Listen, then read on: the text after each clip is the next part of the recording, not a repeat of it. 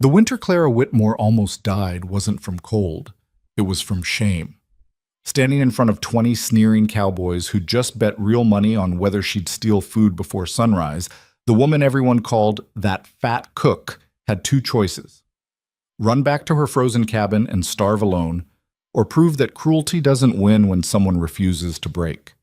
What happened next at Boone Ridge Ranch would turn mockery into legend, transform hatred into loyalty, and show the Wyoming frontier that the strongest person in any room isn't always the one holding a gun.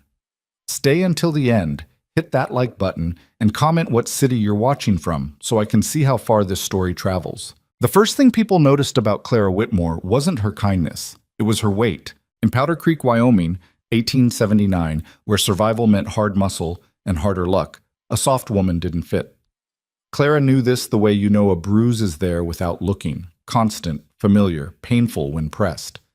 She'd stopped counting the whispers years ago, stopped pretending the laughter behind gloved hands was about something else, stopped hoping that maybe, just once, someone would see past the flesh that made her invisible and monstrous all at once. Winter that year came early and stayed mean.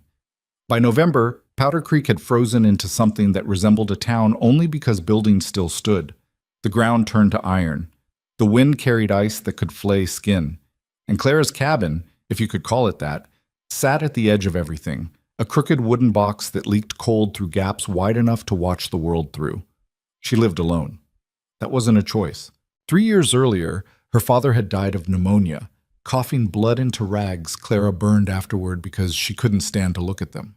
Her mother had passed when Clara was 12, which meant she barely remembered what it felt like to be held without judgment. The town helped at first: casseroles, pitying looks, promises that someone would check in. Then the help stopped. The looks remained. Poor thing, they'd say, voices dripping with the kind of sympathy that's really just cruelty wearing a church dress. If she'd just, lose some of that weight, a man might— Clara learned to finish those sentences in her head. A man might want her. A man might stay. A man might see her as something other than a cautionary tale about what happens when women forget their place is to be looked at. She stopped waiting for the man. On the evening everything changed, Clara was rationing flour. 2 cups left.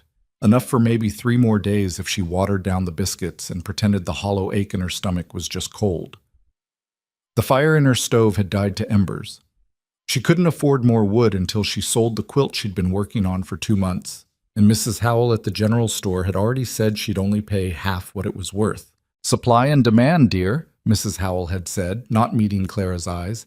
"Nobody's buying much these days." What she meant was, nobody wants to buy something touched by you. Clara sat in the near dark, needle pulling thread through fabric, fingers numb despite being indoors. The wind outside sounded like wolves. She'd gotten used to that sound, gotten used to a lot of things. The hunger, the cold, the loneliness that sat in her chest like a stone. Then someone knocked. It wasn't a polite knock. It was the kind of knock that said the person on the other side didn't care if you were decent or ready or even alive. They were coming in regardless. Clara stood slowly, joints protesting. She wasn't old, 28, but her body moved like it was twice that. Poverty ages you faster than time. She opened the door. The man standing there looked like winter itself had taken human form. Tall, broad-shouldered, face weathered by wind and sun into something between handsome and harsh. Dark hair going gray at the temples. Eyes the color of storm clouds. He wore a heavy coat that probably cost more than her cabin, and his boots were the kind that meant he walked through the world expecting it to move. Clara recognized him immediately. Everyone in Powder Creek knew Silas Boone. "Mr. Boone," she said, hating how small her voice sounded. Can I help you?" He looked at her the way most men did. A quick scan, an assessment, a decision made in seconds. But unlike most men, he didn't look away with disgust or pity. He just looked tired. "You Clara Whitmore?" "Yes, sir." "You cook?" The question caught her off guard. Yes?" "Good." He shifted his weight, and Clara noticed he was favoring his left leg. Old injury, probably. "I need someone at the ranch. Cook died 2 days ago." Heart gave out. 20 men to feed and no one who knows the difference between a skillet and a shovel. You interested? Clara's mind stumbled over itself trying to catch up. Silas Boone owned the largest ranch within 50 miles, Boone Ridge, up in the hills where the wind hit hardest and only the meanest cattle survived. He didn't come into town often, didn't need to. People came to him. She swallowed. Mr. Boone, I appreciate the offer, but what? The words stuck in her throat. How did you tell a man like Silas Boone that you were terrified? That the idea of walking into a bunkhouse full of cowboys, men who'd mock her, humiliate her, make bets about how much food she'd sneak when no one was watching, made her want to nail her door shut and never leave? No man wants a fat woman, she said finally, the truth scraping out like glass. Especially not 20 of them. They won't respect me, won't listen. I'll just be... A joke? Silas finished. His voice wasn't cruel, just factual. Clara nodded, eyes burning. Silas was quiet for a moment. The wind howled, snow began to fall, small flakes that caught in his hair like ash. I'm not looking for beauty, Miss Whitmore, he said. I'm looking for someone who can make broken men remember what home feels like. You can do that?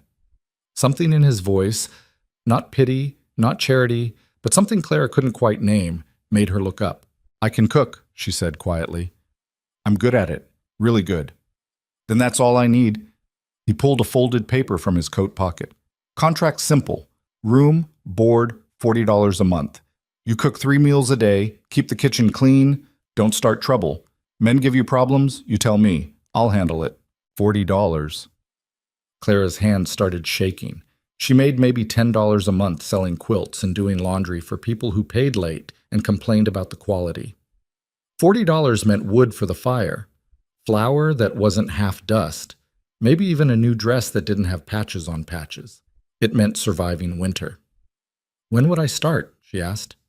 Now. Pack what you need. Wagon's outside. Now? But Mr. Boone, it's nearly dark and the storm. Storm's why we're leaving now. Gets worse, we won't make it up the ridge. You coming or not?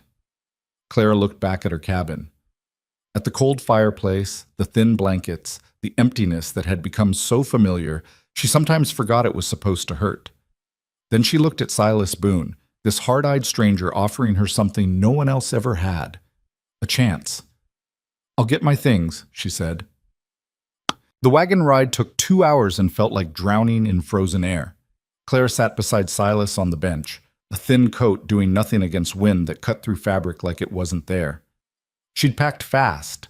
Clothes, her mother's cookbook, the quilt she'd been working on. Everything she owned fit in one canvas bag that looked childish sitting in the wagon bed next to Silas's supplies. He didn't talk much, just drove, hands steady on the reins, jaw set against the cold. Clara tried twice to make conversation and got one-word answers both times. After that, she stayed quiet and tried not to think about what waited at the end of this ride. 20 men, 20 cowboys who'd take one look at her and decide she wasn't worth basic human decency. She'd dealt with men like that before. The ones who thought a woman's worth started and ended with her face, her body, her ability to be decorative and silent.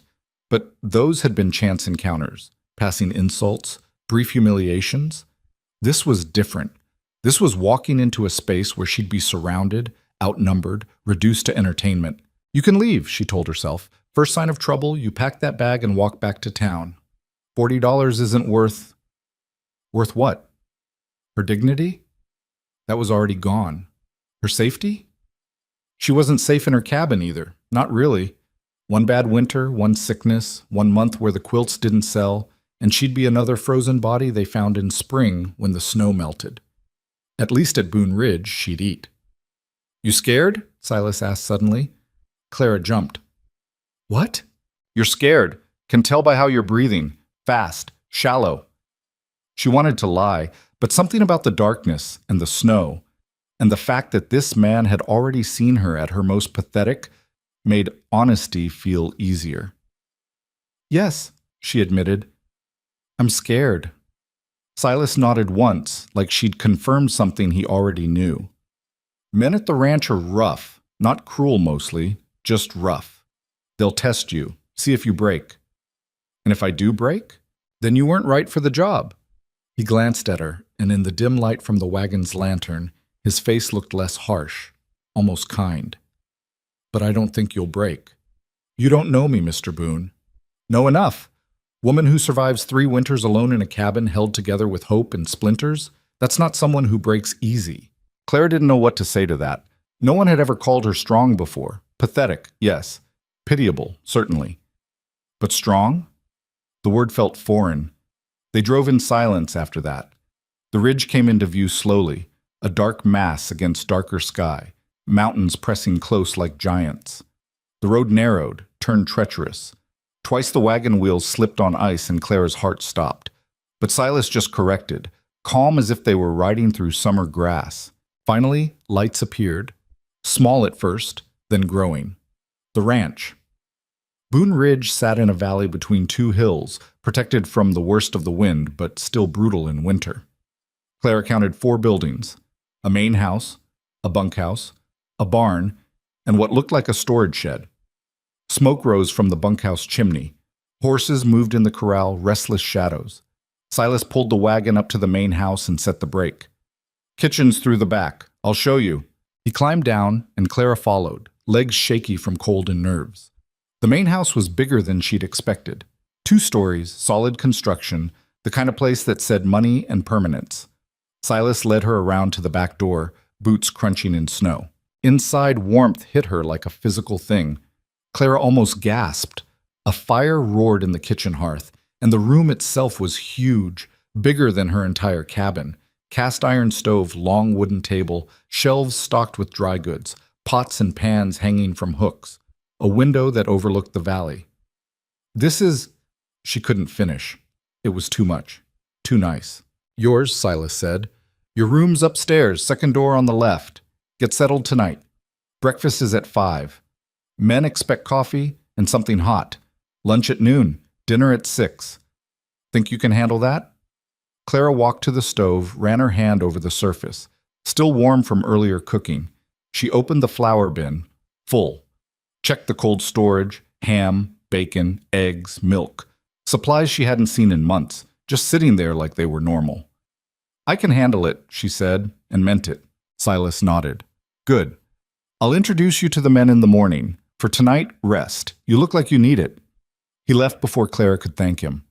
The door closed, and suddenly she was alone in this beautiful, warm kitchen that smelled like wood smoke and possibility. She stood there for a long moment, just breathing. Then she went upstairs. The room was small but clean. Bed with actual blankets, thick ones, a dresser, a chair by the window. Clara set her bag down and sat on the bed, testing it. The mattress didn't crunch with old straw. It was stuffed with something soft, almost comfortable. She lay back and stared at the ceiling. Somewhere below, the fire crackled. Outside, wind howled. And Clara Whitmore, the woman no one wanted, allowed herself to feel something she'd almost forgotten. Hope. What? 5 o'clock came fast and dark. Clara woke to her own internal clock. Years of rising early to maximize daylight left patterns you couldn't shake. She dressed quickly, hands clumsy with nerves, and went downstairs. The kitchen was cold. The fire had died overnight. She rebuilt it, hands remembering motions her mother had taught her a lifetime ago. Kindling first, then larger pieces, positioned just right to catch and hold. While the fire grew, she took stock. 20 men meant quantity, but it also meant she couldn't afford to be fancy. Simple, filling, hot. She found cornmeal, bacon, eggs, molasses, coffee beans that needed grinding. Her hands moved faster as a plan formed. Cornbread. Bacon fried crisp. Scrambled eggs with butter and salt. Coffee strong enough to wake the dead. Simple. But done right, simple became good. And good became the difference between men who tolerated you and men who remembered you existed. By 4:30, the kitchen smelled like everything warm in the world. Claire had mixed the cornbread with molasses and a touch of bacon fat for richness. Baked it in the cast iron until the crust turned golden. The bacon she'd fried in batches, keeping it warm in the oven. Eggs she'd leave for last. Had to be fresh, couldn't sit. At 4:45, she heard them. Boots on wood, voices rough with sleep, the bunkhouse door slamming. Clara's hands started shaking. She gripped the edge of the table, forced herself to breathe. "You can do this. It's just cooking, just food." The back door opened. They came in like a wave, big men made bigger by heavy coats and hard living. Clara counted fast. 15, 16, 17, 20 exactly. They filled the kitchen, stomping snow off boots, shedding coats. The smell of unwashed bodies and tobacco and leather replaced the smell of breakfast. Then they saw her. The room went quiet. Not peaceful quiet. The kind of quiet that happens right before something breaks. Clara stood by the stove, wooden spoon in hand, acutely aware of every extra pound on her body. She watched their faces shift, confusion first, then recognition, then amusement. One of them, a younger guy with red hair and a face full of freckles, started to smile. "That's the cook?" he said, not bothering to whisper. "Boone hired that?" Another one laughed. Older, gray beard, eyes mean. "Hell, boys, guess we know who's eating all the food before we get to it." The laughter spread. Not all of them. Some just looked uncomfortable, and a few didn't react at all. But enough. Enough that Clara felt her face burn, felt the old shame crawl up her spine like a familiar ghost. "Don't cry. Don't give them that." "Morning," she said, voice shaking only slightly. "Breakfast is ready. Cornbread's on the table. Bacon's in the oven staying warm. Coffee's hot. I'll make eggs to order if you want, or scrambled if you don't care."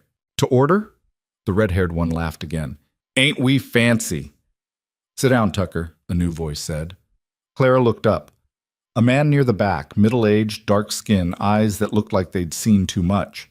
He wasn't smiling, wasn't laughing. He walked to the table, pulled out a chair, and sat. "Coffee," he said to Clara. "Black." She poured it, hand steadier now, brought it to him. He nodded thanks. Others started sitting, not because they wanted to be polite, Clara understood, because the older man had given them permission to eat, and hunger beat out mockery. She brought cornbread, bacon, started scrambling eggs in a pan big enough to feed 10 at once. The kitchen filled with the sound of eating, forks on plates, coffee being slurped, bread being torn. No one said thank you. Clara kept cooking, kept moving. Didn't let herself think about the whispers she could hear under the chewing. Didn't look at the way some of them watched her move around the kitchen, smirking. She'd known this would happen, had prepared herself for it. Preparation didn't make it hurt less. "More coffee," someone barked. Not asked, demanded. Clara poured it. "Cornbread's dry," another one said. It wasn't dry. Clara had made cornbread 1,000 times and knew the difference between dry and perfect. But she just nodded. "I'll adjust next time." By 5:30, they were done. They left the way they came, loud, careless, tracking snow back through her clean kitchen. Plates left on the table, coffee spilled, crumbs everywhere. Clara stood in the wreckage and felt something inside her harden. This is the job. Clean it up. She was scrubbing the last plate when Silas appeared. He looked at the empty kitchen, then at her. "How'd it go?" Clara kept scrubbing. "Fine." "They give you trouble?" "Nothing I can't handle." Silas was quiet for a moment. Then, "Tucker's an ass. Most of them will come around once they figure out you're not going anywhere. The ones who don't, I'll deal with them if it gets bad." "I said I can handle it, Mr. Boone." "I know you did." He poured himself coffee from the pot she'd kept warm, took a sip. His eyebrows went up slightly. "This is good coffee." "Thank you." "Cornbread, too. Had a piece. Best I've had in years." Something loosened in Clara's chest. Not much, just enough to breathe. "That's kind of you to say." "Not being kind, being honest." He set the cup down. "You'll be fine here, Miss Whitmore. Give it time." He left, and Clara went back to scrubbing. But the words stayed with her, turning over in her mind like stones in a river. "You'll be fine." She wanted to believe that. Batrati. The first week was a test Clara hadn't studied for. Every meal, the same routine. Men filing in, finding new ways to mock her. Jokes about her size, her cooking, her presence. How much she must be eating when they weren't looking. Bets placed openly about whether she'd last a month. Tucker, the red-haired one, seemed to take particular joy in it. Loud comments about saving room before she ate it all. Theatrical groans about how the bacon was probably already gone. Clara cooked, cleaned, kept her head down. But she also paid attention. She noticed that the older man who'd asked for coffee that first morning, His name was Samuel, always sat in the same spot. Noticed that he ate slowly, like chewing hurt. Noticed the way he favored his right side when he stood. Old injury, probably ribs. So she started making his portions softer, cornbread with extra molasses so it practically melted. Bacon fried less crisp, scrambled eggs instead of fried. Never said a word about it, just put his plate down and moved on. After 3 days, Samuel caught her eye and nodded once. Just once. But it was enough. She noticed Tucker didn't eat the vegetables she put out at dinner, pushed them around his plate like a kid. But he always finished the meat, sopped up gravy with bread until the plate shined. So she started making extra gravy, thick and rich, and watched him eat 3 helpings without complaint. She noticed a younger cowboy named James always asked for coffee but never drank more than half. Noticed the way his hands shook slightly in the mornings. So she started making his coffee weaker, cutting it with hot water and extra sugar. The shaking eased. One by one, without saying a word, Clara started learning them. Their habits, their hungers, their hidden pains. And one by one, the portions on their plates began to shift. Not obviously, she wasn't trying to be noticed, just trying to do her job better than anyone expected. It was Samuel who spoke up first. Week 2, breakfast. Clara was pouring coffee when he said, clear and loud enough for the whole room to hear, "This is the best food this ranch has seen in 5 years. Anyone says different is a damn liar." The room went quiet. Tucker opened his mouth, probably to make a joke, but Samuel's look shut him down fast. "She works harder than any of you bastards," Samuel continued. "Up before dawn, cooking all day, cleaning up your messes, and all you do is complain and mock. Ought to be ashamed." No one argued. A few of them looked genuinely uncomfortable. Clara kept pouring coffee, face burning, not sure if she wanted to thank Samuel or disappear. After that, the mockery didn't stop. But it changed, got quieter, less sharp. Like somewhere between the first day and the 14th, she'd stopped being a target and started being not quite human, maybe, but not quite a joke either. Progress, Clara told herself. Small, painful progress. At night, after the kitchen was clean and the men were back in the bunkhouse, she'd sit by the fire in her room and work on the quilt she'd brought. Her hands knew the motions. Needle through fabric, pull thread, repeat. Mindless work that let her brain rest. Sometimes Silas would knock, ask if she needed anything. She always said no. He'd nod and leave. They didn't talk much those first weeks, but Clara noticed things about him too. Noticed he always ate last, after the men were fed. Noticed he never complained, never asked for special treatment. Noticed the way he watched the ranch hands during meals, eyes tracking who ate what, who looked sick, who seemed off. He cared about them. These rough, cruel men who wouldn't know gratitude if it bit them. He cared anyway. Clara understood that. Understood caring about people who didn't care back. On the 19th day, something changed. Clara was making dinner, beef stew thick with potatoes and carrots, bread baking in the oven. The kitchen was warm, almost too warm, and she'd rolled up her sleeves to work. She was chopping onions when the door opened. Not the back door, the front. Silas came in, and he wasn't alone. A boy, maybe 8 years old, clung to his side. Small, skinny, shivering so hard his teeth rattled. His clothes were wet. His lips had gone blue. "Found him half a mile out," Silas said, voice tight. "Storm's picking up. He wandered from a wagon train, got lost. Need to warm him up fast." Clara didn't think, just moved. "Bring him here, by the fire." She grabbed blankets from her room, wrapped the boy tight, got water heating for tea, found honey and whiskey. Not much whiskey, just enough to warm from the inside. The boy didn't speak, just shook and stared at nothing with eyes too big for his face. "Where are his parents?" Claire asked, rubbing the boy's hands between hers, trying to get blood flowing. "Don't know. Wagon train's probably miles gone by now. Storm came fast. They might not even know he's missing yet." The boy whimpered. Clara pulled him closer, let him bury his face against her shoulder. He smelled like wet wool and fear. She kept rubbing his back, murmuring nonsense. "You're safe. You're okay. We've got you." Until the shaking eased. Silas watched from the doorway, something unreadable in his expression. "I'll ride out," he said finally. "See if I can find the wagon train." In this storm, Clara looked at the window. Snow was coming down in sheets now, wind rattling the glass. You'll die out there. Boy's got parents looking for him. And they'll keep looking in the morning when the storm breaks. You riding out now doesn't help anyone. She met his eyes, firm. Stay, please. Silas hesitated, then nodded. Morning, then. He left to tell the men, and Clara focused on the boy. Got warm stew into him, one spoonful at a time. Got him changed into dry clothes, one of her shirts big enough to swallow him whole. Tucked him into her bed upstairs with blankets piled high. What's your name? She asked softly. Tommy, he whispered. I want my mama. I know, sweetheart. We'll find her. I promise. She stayed with him until he slept, then went back downstairs. The kitchen was a mess. Dinner forgotten, stew burning. She salvaged what she could, cleaned the rest. By the time the men came in, the food wasn't her best work, but it was hot and filling, and for once, no one complained. Samuel caught her eye across the room and nodded. Clara nodded back. That night, she barely slept. Kept checking on Tommy, making sure he was breathing, warm, safe.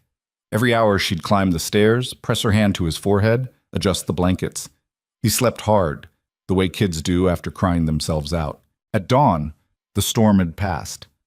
Silas rode out with 3 men and found the wagon train 10 miles east. Tommy's parents were half dead with grief, and the reunion in Clara's kitchen was the kind of thing that made even Tucker look away and clear his throat. After they left, the family heading east with promises to write, to never forget. Silas stayed in the kitchen. Clara was cleaning up, trying not to think about how empty the house felt now without a small body to check on. You did good, Silas said quietly. Clara shrugged. Just did what needed doing. Most people wouldn't have. Would have warmed him up and sent him on his way. You treated him like he was yours. She didn't know how to respond to that, so she just kept scrubbing dishes. Silas stepped closer, close enough that Clara could smell leather and cold air and something else. Wood smoke, maybe. Thank you, he said, for taking care of him, for everything. I know the men aren't easy. It's fine. It's not fine, but you're handling it anyway. He paused. You're stronger than you think, Miss Whitmore. Clara's hand stilled in the water. Those words again. Strong. Like he saw something in her she couldn't see in herself. Thank you, Mr. Boone, she managed. He left, and Clara stood alone in the kitchen, hands dripping, heart doing something strange in her chest. Something that felt dangerous. Felt like the beginning of something she knew better than to want. But wanting and stopping wanting had never been the same thing. Clara had learned that a long time ago. Some hungers didn't die just because you starved them. She dried her hands and went back to work. There was always more work. Outside, snow began to fall again, but inside Boone Ridge, for the first time in Clara Whitmore's life, she felt something that almost resembled warmth. The thing about kindness is that people notice it even when they pretend not to. 3 weeks after Tommy went home, Clara started finding things. Small things. A cord of firewood stacked outside the kitchen door that she hadn't ordered. Her water buckets filled before dawn when she knew she'd left them empty. Once, she found her kitchen floor swept clean before breakfast, though she'd been too tired to do it the night before. She never saw who did it, never asked, but she knew. Somewhere in that bunkhouse full of rough men who still made jokes at her expense, someone had decided she was worth helping. It was something. Not much, but something. The mornings developed a rhythm. Clara would wake at 4, rebuild the fire, start coffee. By 4:30, the smell of bacon would fill the kitchen. By 4:45, she'd hear boots on the porch. The men would file in, loud and crude and hungry, but they'd sit, they'd eat. And slowly, meal by meal, the mockery shifted from sharp to almost playful. Tucker still made comments. Better hide the biscuits, boys, or there won't be any left. But now Samuel would throw a balled-up napkin at his head and tell him to shut his damn mouth. The others would laugh, but at Tucker, not at Clara. Small difference. Important difference. Clara learned to read the room the way she'd learned to read a pot of stew. When to stir, when to let it sit, when to add heat.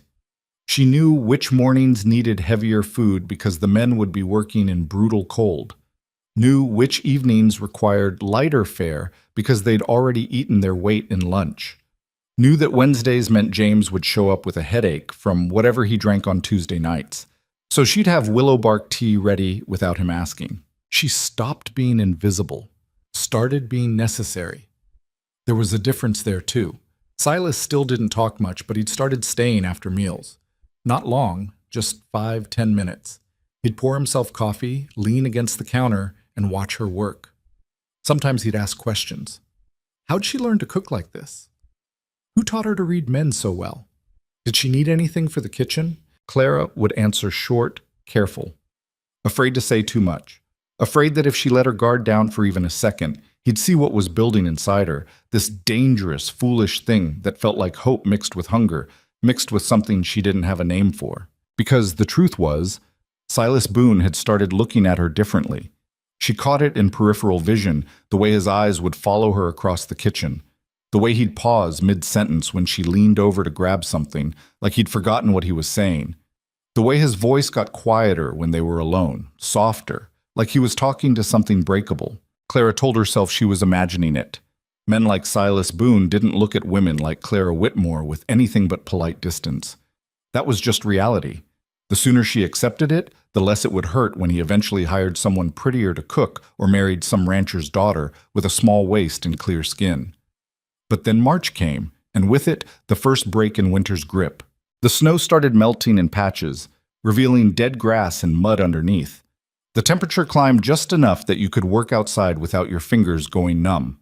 The cattle, penned close during the worst of winter, started getting moved to farther pastures, which meant longer days for the men, which meant bigger meals for Clara. She was kneading bread dough one afternoon, arms deep in flour, hair escaping its pins, sweat on her forehead despite the lingering cold, when Tucker came into the kitchen alone.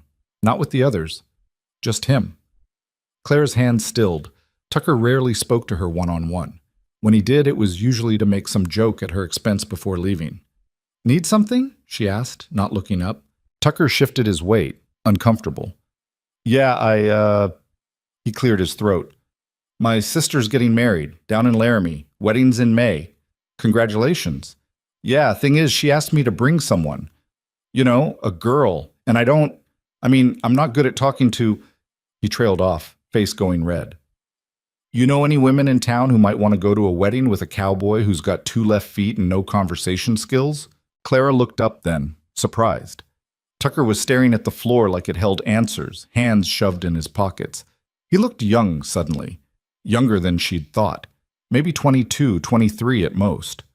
"You're asking me for advice about women?" "I'm asking 'cause you're a woman and you seem like you'd know about this stuff." He glanced up, defiant. "And before you say anything, yeah, I know I've been an ass to you. I ain't stupid. But you also make the best food I've ever had, and you're the only person in this whole damn place who doesn't treat me like I'm worthless, even though I probably deserve it. So yeah, I'm asking." Something in Claire's chest cracked open, just a little. "There's a girl who works at the general store," she said slowly. "Mrs. Howell's niece, Sarah. She came in about a month ago from the east, seems sweet, shy, probably wouldn't mind going to a wedding with someone who's honest about having 2 left feet." Tucker's face lit up. "Yeah? You think she'd say yes?" "I think if you ask polite and don't make jokes about her appearance or act like she should be grateful for the attention, she might." "I can do that." He nodded, more to himself than to her. Then, awkwardly, "Thanks, Miss Whitmore, and sorry for being such a jackass when you first got here." "You were testing me." "I was being a jackass," Tucker corrected. "But you're all right. Better than all right. Just wanted you to know." He left before Clara could respond, and she stood there with flour-covered hands, feeling something she hadn't felt in years. Acceptance. Not from everyone, maybe. Not even from most people. But from Tucker, the loudest critic in a room full of critics, and that meant something. She went back to kneading, and when Silas came in an hour later asking what had Tucker grinning like an idiot, Clara just smiled and said, "He's figuring things out." Silas raised an eyebrow but didn't push. Just poured coffee and settled into his usual spot. They worked in comfortable silence. Clara rolling dough, Silas going through supply orders. The kitchen smelled like yeast and warmth. "You're good with them," Silas said eventually. "The men. You see things other people miss." Clara shrugged. "Just pay attention. Most people don't. They see what they want to see and ignore the rest." He set down his pen, looked at her directly. You actually care. That's rare. Caring's easy when people let you. Is it? His voice was quiet. I've met plenty of folks who had every opportunity to care and chose not to. You didn't have to learn their habits. Didn't have to adjust meals or keep willow bark tea on hand for James's hangovers. Could have just cooked food and called it done. That's not how I work. I know. He paused. That's why you're still here. The words hung in the air between them, meaning more than they said. Clara felt her face heat, felt something dangerous flutter in her stomach. She focused on the dough, kneading harder than necessary. Mr. Boone, Silas, he interrupted. You've been here 2 months.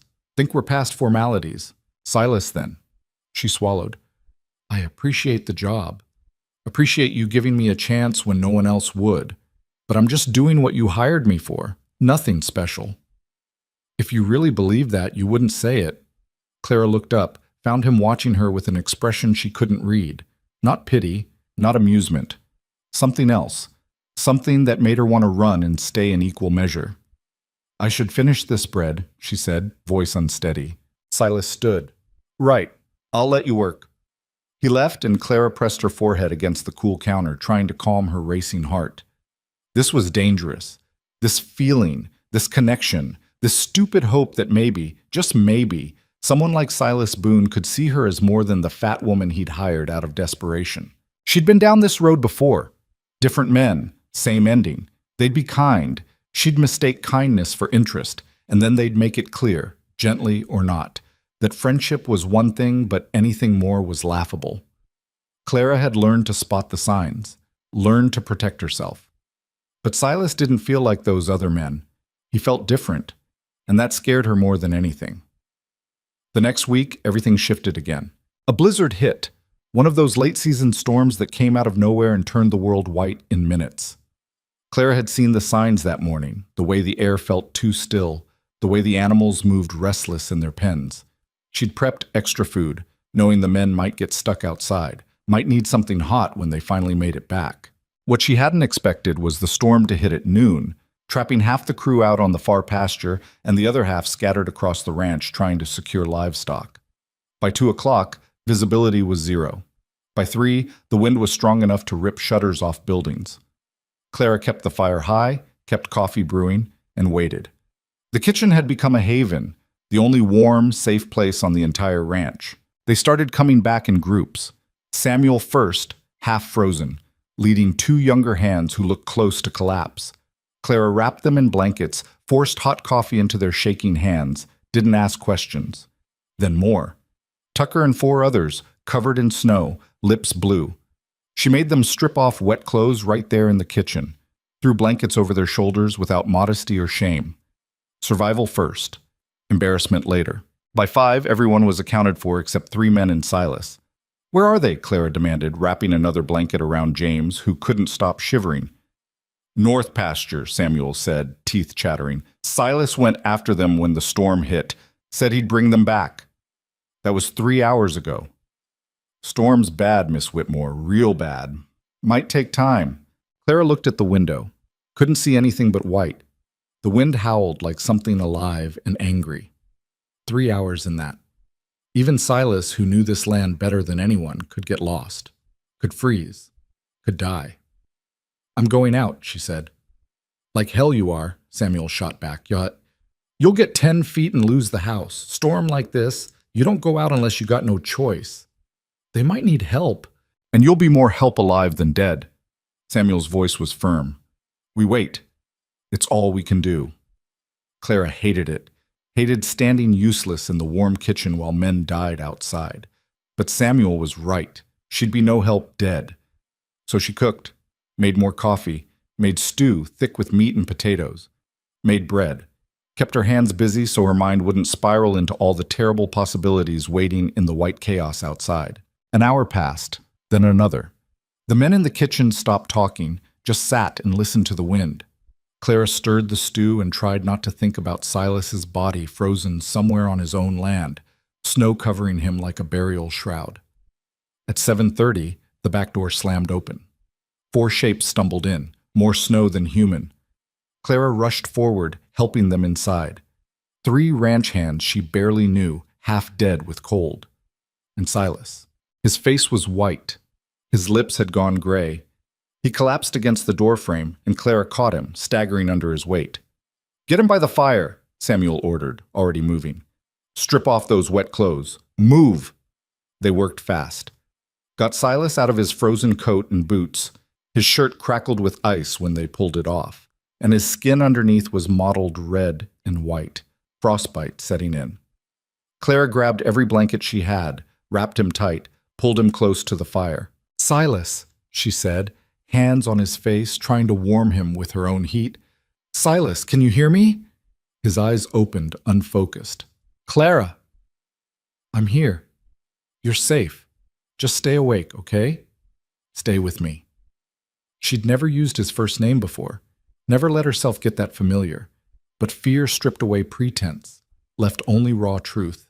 And the truth was, the thought of losing him made her chest tight enough to suffocate. She made him drink warm broth, made him stay by the fire, checked his fingers and toes for frostbite, some damage, but not bad enough to lose anything. The other 3 men recovered faster, younger, and maybe luckier. But Silas stayed gray, stayed shaking, stayed dangerously quiet. "Why'd you go after them?" Clara asked, voice sharper than she meant. "You could have died." "They're my men," Silas said simply. "My responsibility." "Your responsibility to get yourself killed?" "My responsibility to try." Clara wanted to scream, wanted to shake him, wanted to do something with the fear that was turning into anger, turning into something she couldn't name. Instead, she just held the cup of broth to his lips and made him drink. The storm raged all night. The men slept in the kitchen, on the floor, in chairs, anywhere warm. Clara stayed by Silas, checking his pulse, his breathing, the color returning to his skin. Samuel tried to tell her to rest, but she refused. Couldn't rest. Not while Silas looked that fragile. Somewhere around midnight, Silas's eyes opened, clearer now, more focused. "You're still here," he murmured. "Where else would I be?" "Sleeping, like a sane person." "I'm not particularly sane." Clara adjusted the blankets around him. "And someone needs to make sure you don't die out of sheer stubbornness." He almost smiled. "Stubborn? That what you think of me?" "Among other things." "What other things?" She shouldn't answer, knew she shouldn't, but exhaustion and fear had stripped her filters bare.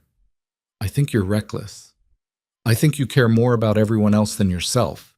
I think you'd run into a blizzard to save 3 men without thinking twice about whether you'd make it back. And I think—" She stopped, swallowed. "Think you scare me, because I don't know what I'd do if something happened to you." The words came out quiet, almost whisper.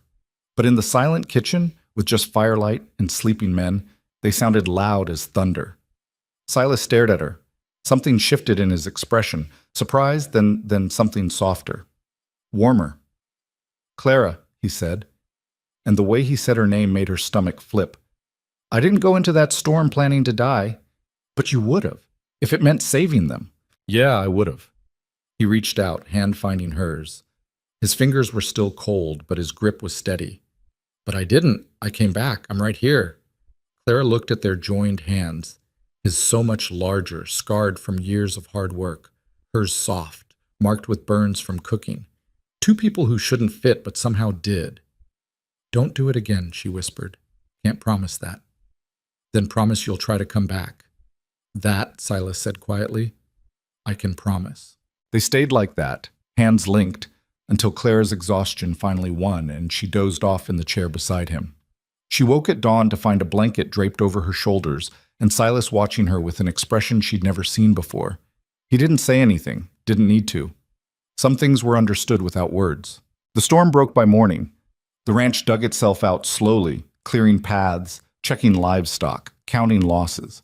2 cows dead, part of the barn roof damaged, but all the men alive. That was what mattered. Clara threw herself into cooking, made enough food to feed an army because half the men could barely move from exhaustion and cold. They ate like they were starving, and for once, nobody made jokes. Nobody complained. They just ate and looked at her with something that might have been respect. Tucker, emboldened by near death or maybe just tired of his own cowardice, cornered Clara after breakfast. "You care about him," he said. not a question. Clara's hand stilled in the dishwater. I don't know what you're talking about. Boss, Silas, you care about him. Tucker leaned against the counter, arms crossed. Saw you last night. Saw how you looked at him. I look at everyone the same way when they're half frozen. Bullshit. Tucker's voice wasn't cruel, just honest. And before you deny it, I ain't judging, just be careful. Silas is a good man, but he's complicated. Lost his wife 5 years back. Hasn't looked at a woman since.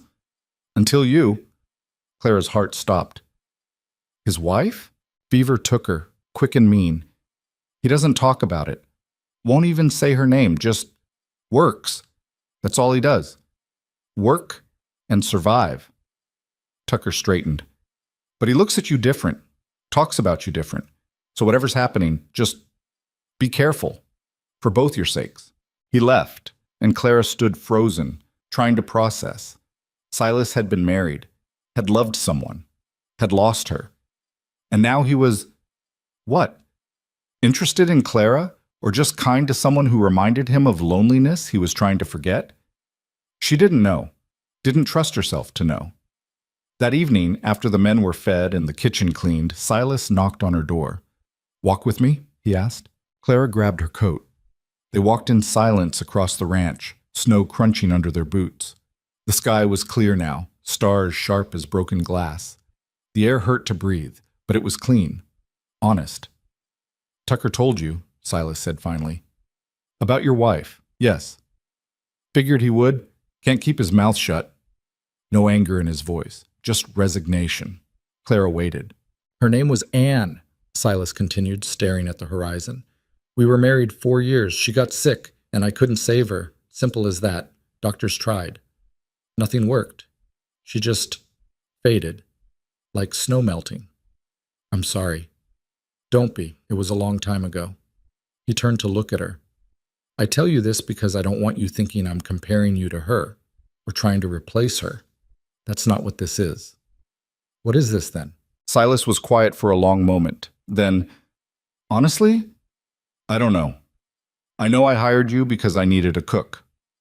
I know I kept you because you're good at what you do, but somewhere along the way it stopped being about the cooking, started being about you, the way you see people, the way you care without asking for anything back, the way you made this place feel less empty. Clara's throat tightened. Silas? I'm not good at this, he interrupted. Talking about feelings, being honest about what I want. Spent 5 years not wanting anything except to work until I was too tired to think. And then you showed up and made me remember that being alive is supposed to mean something more than just surviving. He stepped closer. Close enough that Clara could see the frost on his eyelashes, could smell leather and wood smoke. I don't know what happens next, he said quietly. Don't know if this is smart, or if we're both just lonely enough to mistake proximity for something real. But I know I want to find out. If you do. Clara looked at him, this hard, complicated man who'd saved her from starvation and given her a place that felt like home. She thought about all the reasons this was a terrible idea. The difference in their stations, the way people would talk, the probability that she'd end up hurt. And then she thought about the way he'd looked at her last night, like she was something worth saving. The way his hand had felt in hers. The way he'd said her name. I want to find out too, she whispered. Silas smiled. Actually smiled. Not the half grimace she usually saw. And Clara felt something in her chest crack open, felt warmth flood in where cold had lived for so long. He kissed her, soft and careful, like she was something precious. Clara kissed back, hands fisting in his coat, pulling him closer. She'd been kissed before, clumsy, forgettable kisses from boys who'd pitied her or wanted something she wouldn't give. But this was different. This felt like a promise. When they pulled apart, both breathing hard, Silas rested his forehead against hers. This won't be easy, he said. I know. People will talk. Let them. Clara. He pulled back enough to meet her eyes. I'm serious. They'll say I settled, say you trapped me, say cruel things because that's what people do when they don't understand. And you think I don't know how people talk? Claire's voice was steady. I've been hearing it my whole life. I can handle it.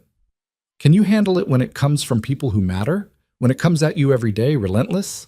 She didn't answer right away. Because the truth was, she didn't know. Didn't know if she was strong enough to weather that storm, but she knew she wanted to try. I can handle it if you're standing next to me, she said finally. Silas kissed her again. Harder this time, desperate, like he was trying to memorize her. And Clara let herself believe, just for a moment, that maybe this could work. That maybe she'd found something worth fighting for. They walked back to the house hand in hand, and Clara felt something she hadn't felt in years. She felt chosen. The problem with happiness is that it makes you forget how quickly things can turn ugly. For 2 weeks, Clara lived in a haze that felt almost dreamlike.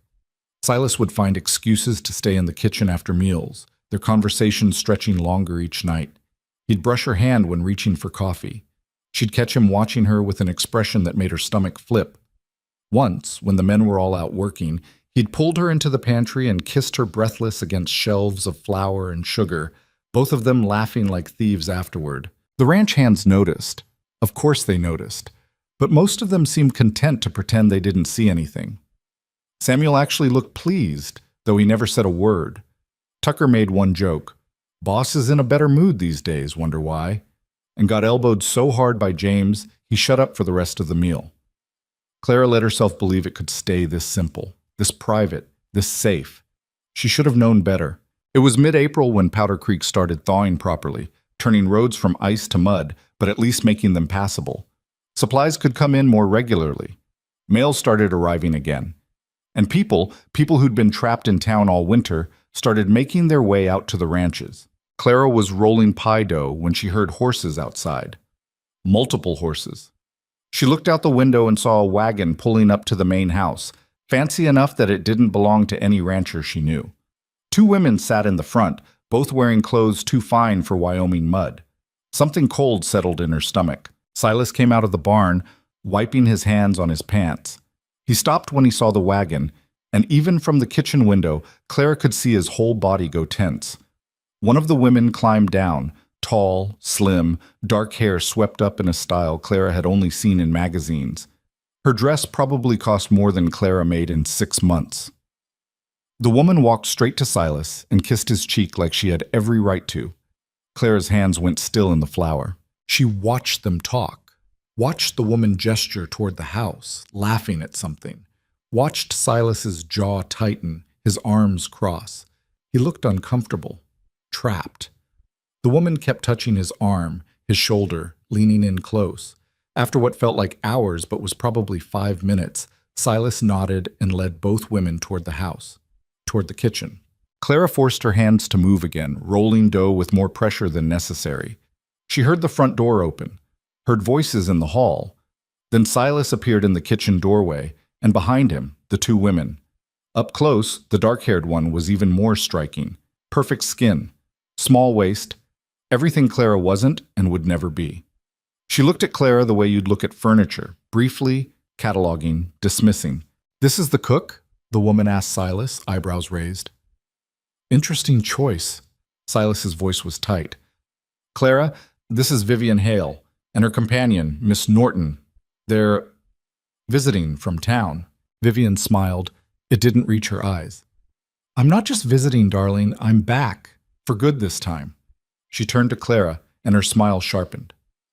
"Silas and I were engaged, you see, before I had to leave for Philadelphia. Family matters. But that's all settled now, and I've returned to resume where we left off." The words hit Clara like a physical blow. Engaged. Silas had been engaged to this woman, and he'd never mentioned it. Not once. "That was 5 years ago, Vivian," Silas said, voice hard. "Things change." "Do they?" Vivian's tone was light, playful. "You're still here, still running this ranch, still alone." Her eyes flicked to Clara again. "Unless you've developed a taste for domestic help." The insult was clear. Clara felt her face burn, but she kept rolling dough, kept her hand steady even though she wanted to throw the rolling pin straight at Vivian's perfect face. "Miss Whitmore is my cook," Silas said firmly, "and she's excellent at her job. That's all you need to know." "Of course." Vivian's smile never wavered. "I'm sure she keeps things very comfortable for you. In the kitchen, at least." Miss Norton giggled. Clara wanted to die. "What do you want, Vivian?" Silas asked, clearly done with pleasantries. "I told you, I'm back. My father bought the Morrison place in town. You know it, the large house on Main Street. We're staying permanently now, and I thought—" She stepped closer to Silas, hand on his chest. "I thought perhaps we could talk about the future, about what we had before I left." "We don't have anything to talk about, don't we?"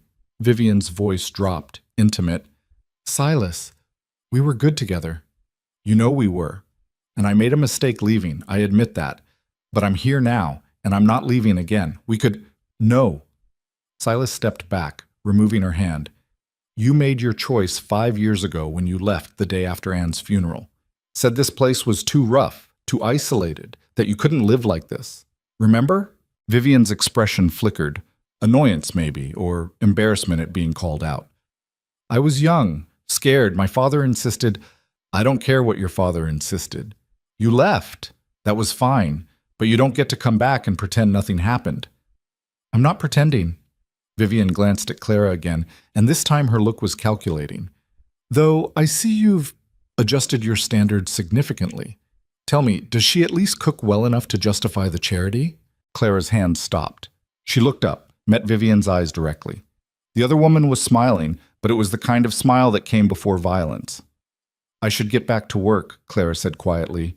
"Dinner won't make itself." "Of course it won't," Vivian agreed. "And I imagine you need quite a lot of it. For yourself, I mean." The kitchen went silent. Even Miss Norton looked uncomfortable.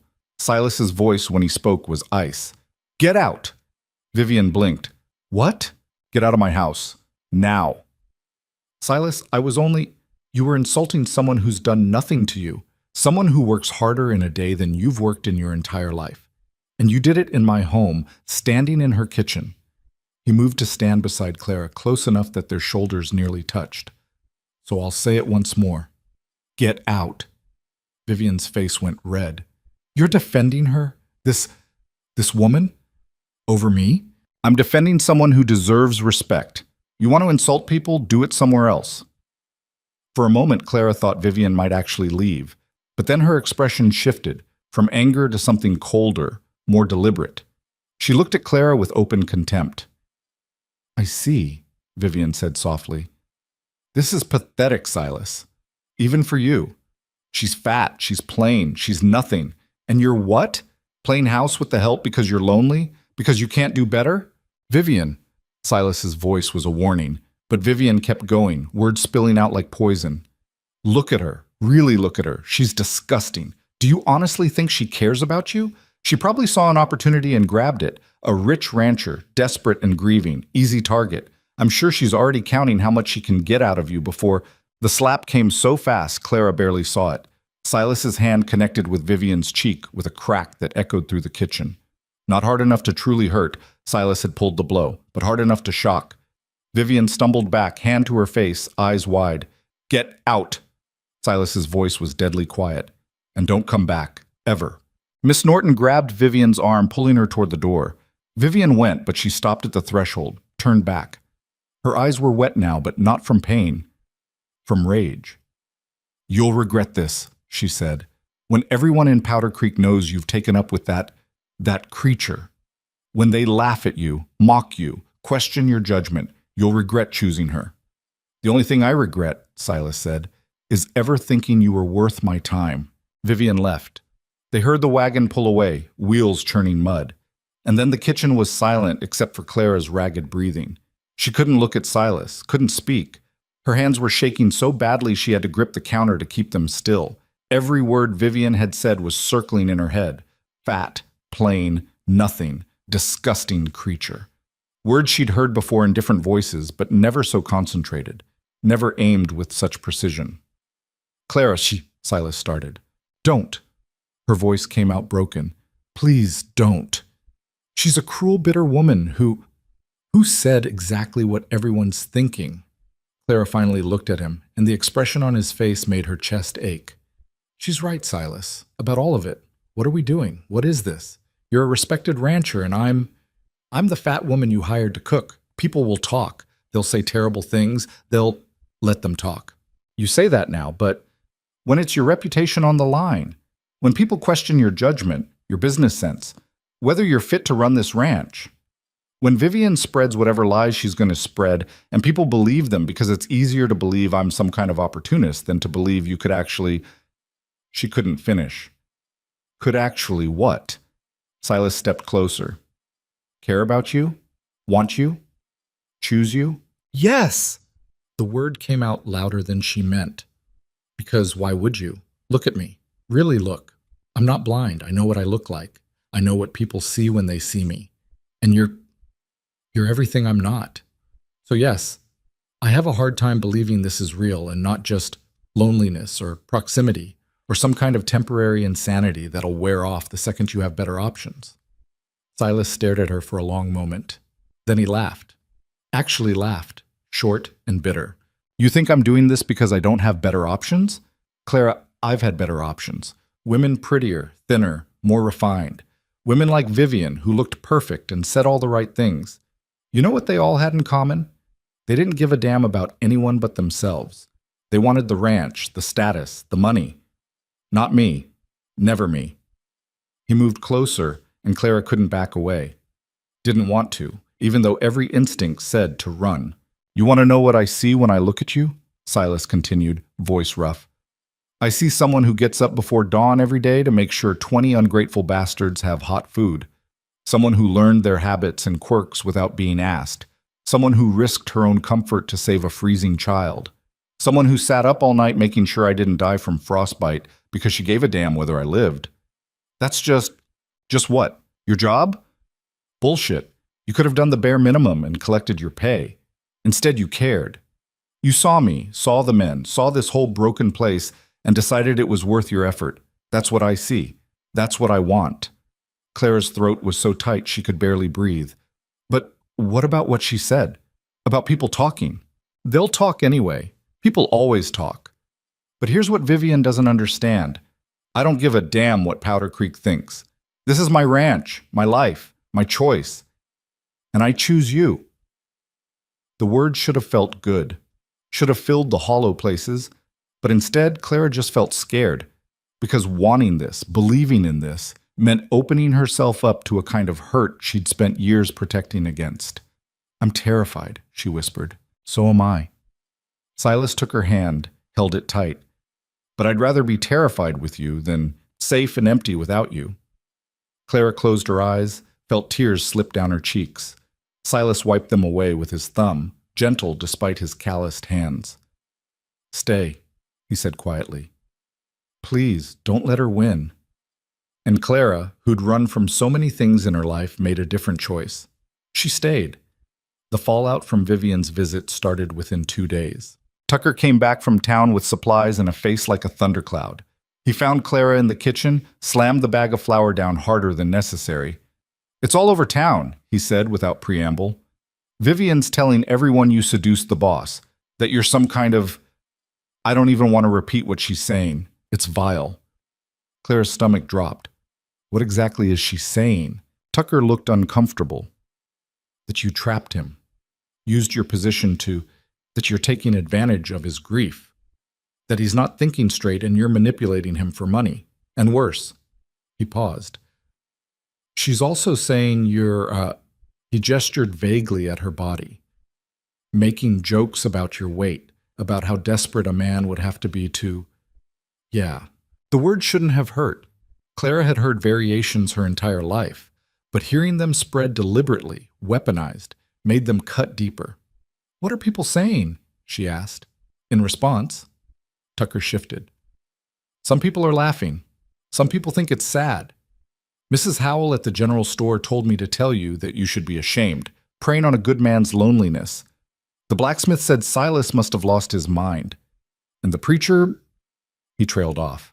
What did the preacher say? That it's unnatural, that a woman like you has no business being with a man like the boss. That it's... Tucker looked miserable. I'm sorry, Miss Whitmore, I shouldn't be telling you this.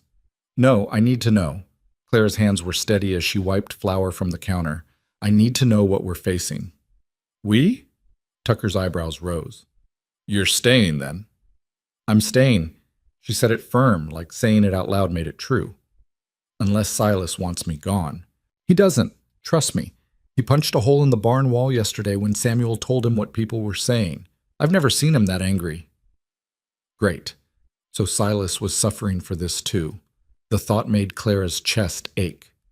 That evening, when the men came in for dinner, the atmosphere was different, heavier.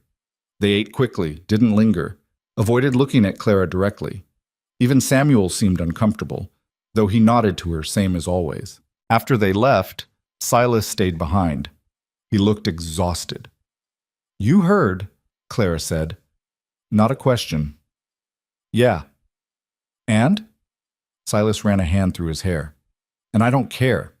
Let them talk. Let Vivian spread whatever poison she wants. It doesn't change anything." "Doesn't it?" Clara sat across from him. "Your reputation?" "My reputation is my problem, not yours.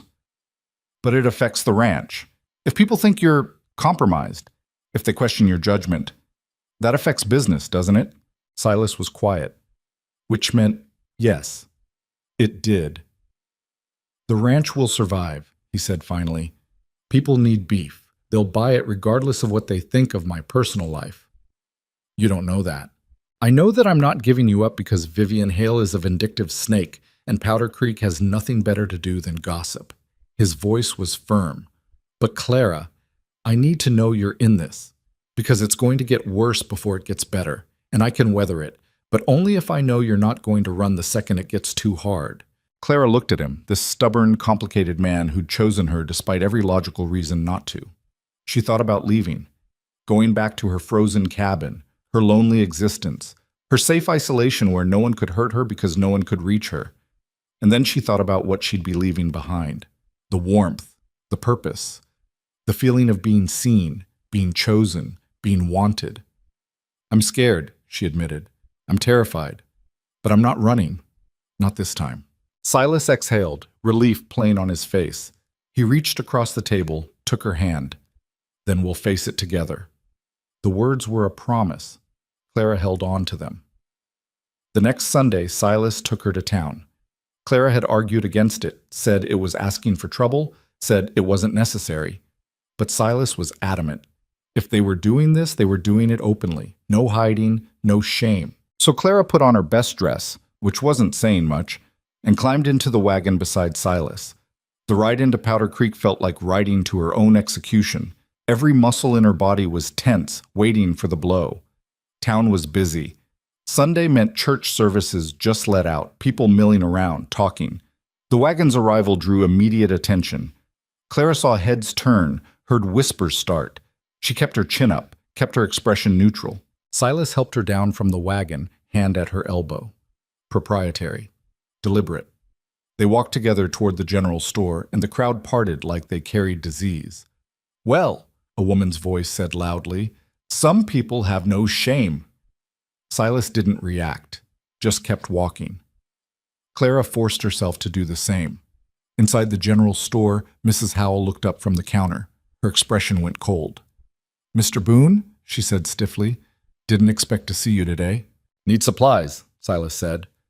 "Same as usual. And I'd like to introduce you properly to Miss Whitmore. She's been working at the ranch as my cook." "We've met." Mrs. Howell's eyes raked over Clara. "Though I hear she's doing more than cooking these days." The insult was clear. Silas's jaw tightened. "Miss Whitmore is a valued member of my household," he said, voice hard. "And I'd appreciate if you treated her with respect." "Respect?" Mrs. Howell laughed. "Mr. Boone, with all due respect, the entire town is talking about this situation. And what I'm hearing isn't good. People are concerned. About you. About your judgment." "My judgment is fine." "Is it?" "Because from where I'm standing, it looks like a lonely man making foolish choices. That girl," she gestured at Clara like she wasn't standing right there. "That girl is taking advantage of you. Anyone with eyes can see it." Clara felt like she'd been slapped. But before she could respond, Silas leaned forward, hands flat on the counter. "That woman," he said, emphasizing the word, "has more integrity in her little finger than half this town combined. She works harder than anyone I know. She's kind, talented, and worth 10 of anyone spreading rumors. And if you can't see that, then that's your failure, not hers." Mrs. Howell's face went red. Mr. Boone, I've known you since you were a boy. Your father would be ashamed. My father taught me to judge people by their character, not their appearance. So no, he wouldn't be ashamed. He'd be proud I had the sense to recognize a good person when I found one. He turned to Clara. We're leaving. We'll get supplies elsewhere. They walked out to shocked silence. Clara was shaking so hard she nearly stumbled. Silas steadied her, led her back to the wagon. He helped her up, and as he did, Clara saw Vivian across the street, watching, smiling, satisfied. She'd won. Driven a wedge between Silas and the town, made Clara into a villain, and she looked pleased about it. The ride back to the ranch was silent. Clara kept replaying the scene in the store, the disgust in Mrs. Howell's voice, the way people had stared. She'd known it would be bad, hadn't realized it would feel this personal, this cruel. I'm sorry, Silas said finally. For what? For putting you through that. For being naive enough to think it wouldn't be that bad. Clara shook her head. You warned me. I knew what I was getting into. Knowing and experiencing are different things. That was true. Clara had known intellectually that people would be cruel, but experiencing it, feeling their judgment like a physical weight, was different.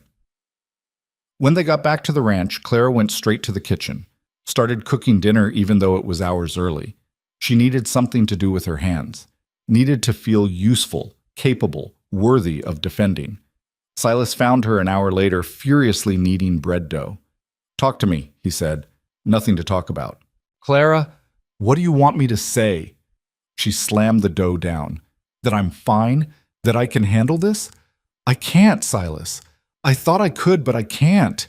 Did you hear the way she talked about me? Like I'm some kind of parasite? Like I'm using you? She's wrong. But what if she's not? The words burst out before Clara could stop them. What if I am using you, not for money, but for this? For feeling wanted? For pretending someone like you could actually care about someone like me? What if I'm fooling myself and dragging you down with me? Silas crossed the kitchen in 3 steps, grabbed her shoulders. Look at me. Clara did reluctantly. You are not using me, he said, each word deliberate. And I am not fooling myself. What I feel for you is real. Not pity, not loneliness, not desperation. Real. And if you can't believe that yet, then believe this. I have never, in my entire life, defended someone the way I defended you today. And I would do it again, every time, without hesitation. Clara's eyes filled with tears. Why? Why me? Because you're worth it. Because you make me want to be better. Because when I'm with you, I remember what it feels like to care about something other than work and survival. He pulled her close, held her tight. Because I'm falling in love with you, and I don't know how to stop. Don't want to stop. The words broke something open in Clara. She cried against his chest, great heaving sobs that she'd been holding back for weeks. All the fear, the shame, the doubt. It poured out. And Silas just held her, one hand in her hair, murmuring that she was safe, she was wanted, she was home. When Clara finally pulled back, eyes swollen and nose running, she felt emptied out, but also lighter. Like crying had released some pressure that had been building too long. I'm falling in love with you too, she whispered, and it terrifies me. Silas smiled, wiped her tears with his thumb. Good. We can be terrified together. That night, after the men were fed and the kitchen was clean, Claire and Silas sat by the fire in the main house. They didn't talk much, just sat close, her head on his shoulder, his arm around her waist. Outside, wind howled, but inside, Clara felt warm. She'd survived Vivian's cruelty, survived the town's judgment, survived her own doubt. And she was still here, still standing, still choosing to stay. That had to count for something. The warmth lasted exactly 3 days. On the 4th morning, Clara woke to silence. Not the usual pre-dawn quiet, but something deeper. Wrong. She dressed quickly, went downstairs to start breakfast, and found Samuel already in the kitchen. His face was gray. What's wrong, Claire asked, hands going cold. James didn't come back last night. Went into town yesterday afternoon for supplies. Should have been back by dinner. Clara's stomach dropped. Could he have stayed overnight? Maybe the weather's fine. And James doesn't stay in town. Ever. Something's wrong. Silas appeared in the doorway, already dressed, already moving. I'm going to look for him. Samuel, get 3 men ready to ride. I'm coming, Clara said. No. Silas's voice was firm. You stay here. Keep the kitchen running. The men need to eat. Silas. Clara, please. His eyes were worried. I need to know you're safe here. She wanted to argue, wanted to insist, but the look on his face stopped her. So she nodded and watched him leave with Samuel and 3 others, their horses disappearing into the gray morning. The hours crawled. Clara cooked mechanically, hands performing familiar tasks while her mind spiraled. James was young, barely 20. Sweet kid who blushed when she talked to him directly. What if something had happened? What if he was hurt? The men who stayed behind ate breakfast in tense silence. Tucker kept looking at the door like he could will Silas to appear through sheer force of wanting. It was nearly noon when they returned. Clara heard the horses and ran outside, relief flooding through her. But the relief died when she saw their faces. Silas dismounted, and behind him, James slid off his horse. His face was bruised. His lip was split. His shirt was torn. What happened? Clara rushed forward, hands already reaching to check his injuries. James flinched away. Wouldn't meet her eyes. Found him at the edge of town, Silas said, voice tight with barely controlled rage. Beaten.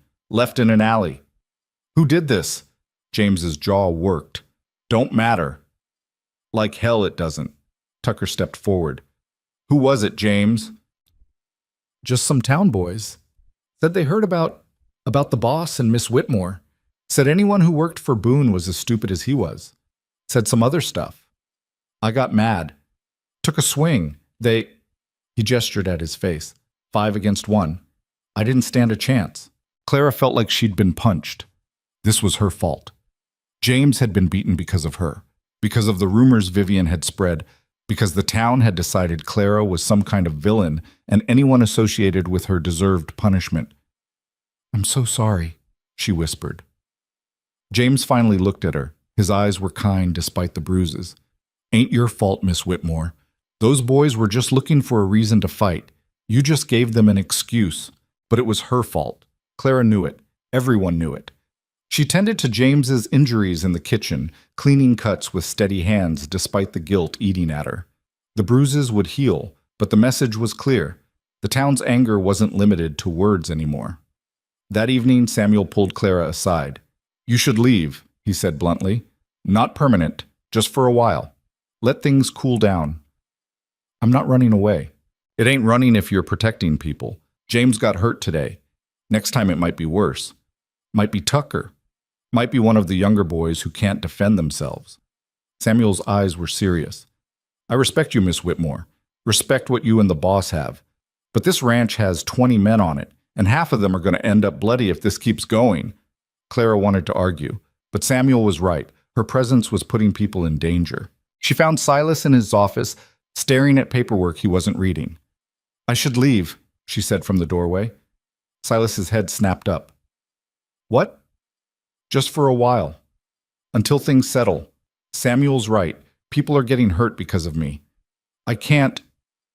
No. Silas stood. Absolutely not. Silas, be reasonable. James was beaten today. What happens next time? What if they go after Tucker or one of the others? What if you leave and Vivian wins? Silas crossed to her.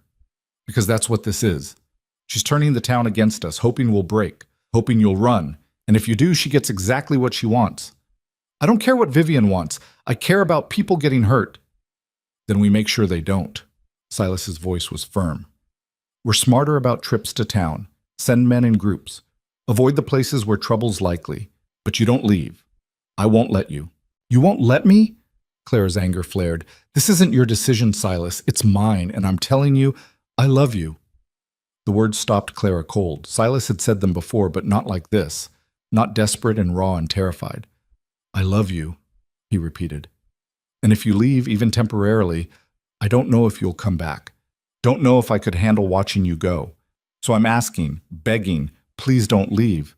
Please stay, and let me figure out how to keep everyone safe. Clara's throat tightened. You can't protect everyone, Silas. Maybe not, but I can try. She wanted to believe him, wanted to believe this could work, But the fear in James's eyes, the bruises on his face, kept flashing through her mind. "I need to think," she said finally. "Just give me time to think." Silas nodded, looking like he wanted to say more, but didn't. Clara left, went to her room, and sat on the bed with her head in her hands. Every option felt wrong. Stay and watch people get hurt, leave and lose everything she'd found. There was no good choice. The decision was made for her 2 days later. Clara was making lunch when she heard shouting from the bunkhouse. Not playful shouting, the kind that came before fists. She ran outside to find Tucker and 3 other men facing off against 2 strangers. Big men, armed. "What's going on?" Clara demanded. "These gentlemen," Tucker said, voice dripping sarcasm, "say they're here to deliver a message." One of the strangers, older, scarred face, mean eyes, looked Clara up and down. "You the cook?" "I am." "Then the message is for you." He pulled a folded paper from his pocket, threw it at her feet. "For Miss Hale. Says you got 1 week to leave town. 1 week, or things get worse." Clara picked up the paper with shaking hands, unfolded it. The handwriting was elegant, precise. The words were poison. "Miss Whitmore, you've overstayed your welcome. What happened to James was just the beginning. Leave Powder Creek within 7 days, or I'll make sure everyone you care about suffers. You're not wanted here. You never were. Do the right thing for once in your pathetic life and disappear." It was signed with a flourish, V. Hale. Clara's hands crumpled the paper. "Tell Miss Hale she can go to hell." The man smiled. It wasn't friendly. "She thought you might say that. Asked us to provide incentive." He nodded to his companion, who pulled out a torch. A lit torch. And before anyone could react, he threw it at the barn. The dry wood caught instantly. Flames raced up the side, hungry and fast. The horses inside started screaming. "No!" Clara ran toward the barn, but Tucker grabbed her. "You'll die in there." "The horses! Horse!" Men were already moving. Silas appeared from nowhere, shouting orders. Samuel and James ran inside, came out leading panicked horses. Smoke billowed black and thick. The heat was tremendous. Clara watched, helpless, as the barn burned. Watched Silas and the men fight the fire with buckets of water that did nothing against the blaze. Watched everything happen because Vivian Hale wanted her gone and was willing to destroy lives to make it happen. By the time they got the fire under control, the barn was a smoking ruin. They'd saved most of the horses, lost 2 to smoke, 1 to burns. The structure itself was gone, just charred wood and ash. The 2 men had disappeared during the chaos, probably rode back to town to report their success. Silas stood in front of the wreckage, face black with soot, hands blistered from fighting fire. He looked destroyed. Clara walked to him, the note still crumpled in her fist. "I'm leaving," she said quietly. Silas turned. "What?" "I'm leaving. Tonight. Before anyone else gets hurt." "Clara, no. She burned your barn, Silas. Killed your horses. What's next? The house? The bunkhouse with men sleeping inside?" Clara's voice broke. "I can't do this. Can't watch people suffer because of me." "This isn't your fault. It's Vivian's. She's the one. She's doing this because I'm here. Because she wants me gone. And you know what? She's right. I don't belong here. I never did. I was stupid to think otherwise." "Don't say that." Silas grabbed her shoulders. "Don't let her win." "She already won." Clara pulled away. "Look around, Silas. Your barn is destroyed. Your horses are dead. James was beaten. And it's only going to get worse. Samuel was right. I should have left when he first suggested it. Now I'm leaving before someone gets killed. And where will you go?" Clara hadn't thought that far. "I don't know. Somewhere else. Anywhere else. Back to your cabin? Back to starving alone? Back to the life where you had nothing and no one?" The words hurt because they were true, but they didn't change reality. "I survived before. I'll survive again." Silas looked at her for a long moment. Then he laughed, bitter and broken. "So that's it? We give up? Let Vivian dictate our lives because she's willing to burn things down?" "We're not giving up. I'm choosing to protect people I care about." "By running away." The accusation stung, but Clara held firm. "By making the smart choice." "The smart choice is staying and fighting. And what if someone dies while we're fighting? What if the next fire kills someone? What if Vivian sends more men and they do worse than burn a barn? Clara's voice rose. I won't have blood on my hands, Silas. I won't watch people die because I was too stubborn to leave. Silas stared at her. Then quietly, and what about me? You'll watch me lose you instead. Clara's eyes filled with tears. You'll move on. Find someone appropriate, someone who doesn't bring disasters to your doorstep. I don't want someone appropriate. I want you. You can't have me. The words came out broken. Not at this cost. She turned to leave, but Silas caught her wrist. Please, he said, and the raw desperation in his voice nearly broke her. Please don't do this. We can figure it out. We can... There's nothing to figure out. Clara pulled free. I'm leaving. Tonight. And you need to let me go. She walked back to the house before he could respond, before she could see the look on his face, before her resolve could crumble. She packed quickly, the same canvas bag she'd arrived with, still holding everything she owned. It felt pathetic. Months of work, months of building something, and she was leaving with exactly what she'd come with. The men were eating dinner when she came downstairs. The mood was somber. Samuel looked up, saw her bag, and his expression went grim. You're really leaving, he said. I have to. You don't have to do anything. Tucker stood, angry. This is your home. This was never my home. I was just borrowing it for a while. Bullshit. James stood too, bruised face, defiant. You're leaving because you're scared. Because Vivian threatened you and you're going to let her win. I'm leaving because I don't want you getting hurt again. Clara's voice cracked. I don't want to watch this place burn. Don't want to see good men suffer because some bitter woman decided I'm not worth existing. So yes, I'm scared. And yes, I'm running. But I'm doing it to protect you. The kitchen was silent. Then Samuel stood, walked to Clara, put a hand on her shoulder. You're wrong about one thing, he said quietly. This was your home. These men, they're your family. And family doesn't let family leave without a fight. Clara shook her head, tears streaming. Please don't make this harder. Too late for that. Samuel looked at the others. Anyone here think Miss Whitmore should leave? Silence. Then Tucker spoke. She stays. Stays, James echoed. One by one, every man in that room said the same thing. Stays. Even the ones who'd mocked her when she first arrived. Even the ones who'd made bets about how long she'd last. They all wanted her to stay. Clara couldn't speak. Couldn't breathe. Silas appeared in the doorway. He looked at the room full of men, at Clara with her bag and her tears, and something shifted in his expression. If she wants to leave, she leaves, he said, voice hollow. We don't force people to stay where they don't want to be. I never said I don't want to be here, Clara whispered. Then why are you leaving? Because I'm trying to protect you. I don't need protecting. Silas's control finally snapped. I need you here, in this house, in this kitchen, in my life. And if that makes me selfish, fine. I'm selfish. But don't pretend you're leaving for noble reasons. You're leaving because you're terrified of being wanted. Terrified that if you stay and let yourself be happy, it'll all get taken away. Well, guess what? Life takes things away regardless. Anne taught me that. But at least when it gets taken, you'll have had it. You'll have had something real. Opari. Mommy. Clara stood frozen, his words cutting through every defense she had. I'm terrified, she admitted. Terrified of staying, terrified of leaving, terrified that if I choose wrong, people die. People might die anyway, Silas said.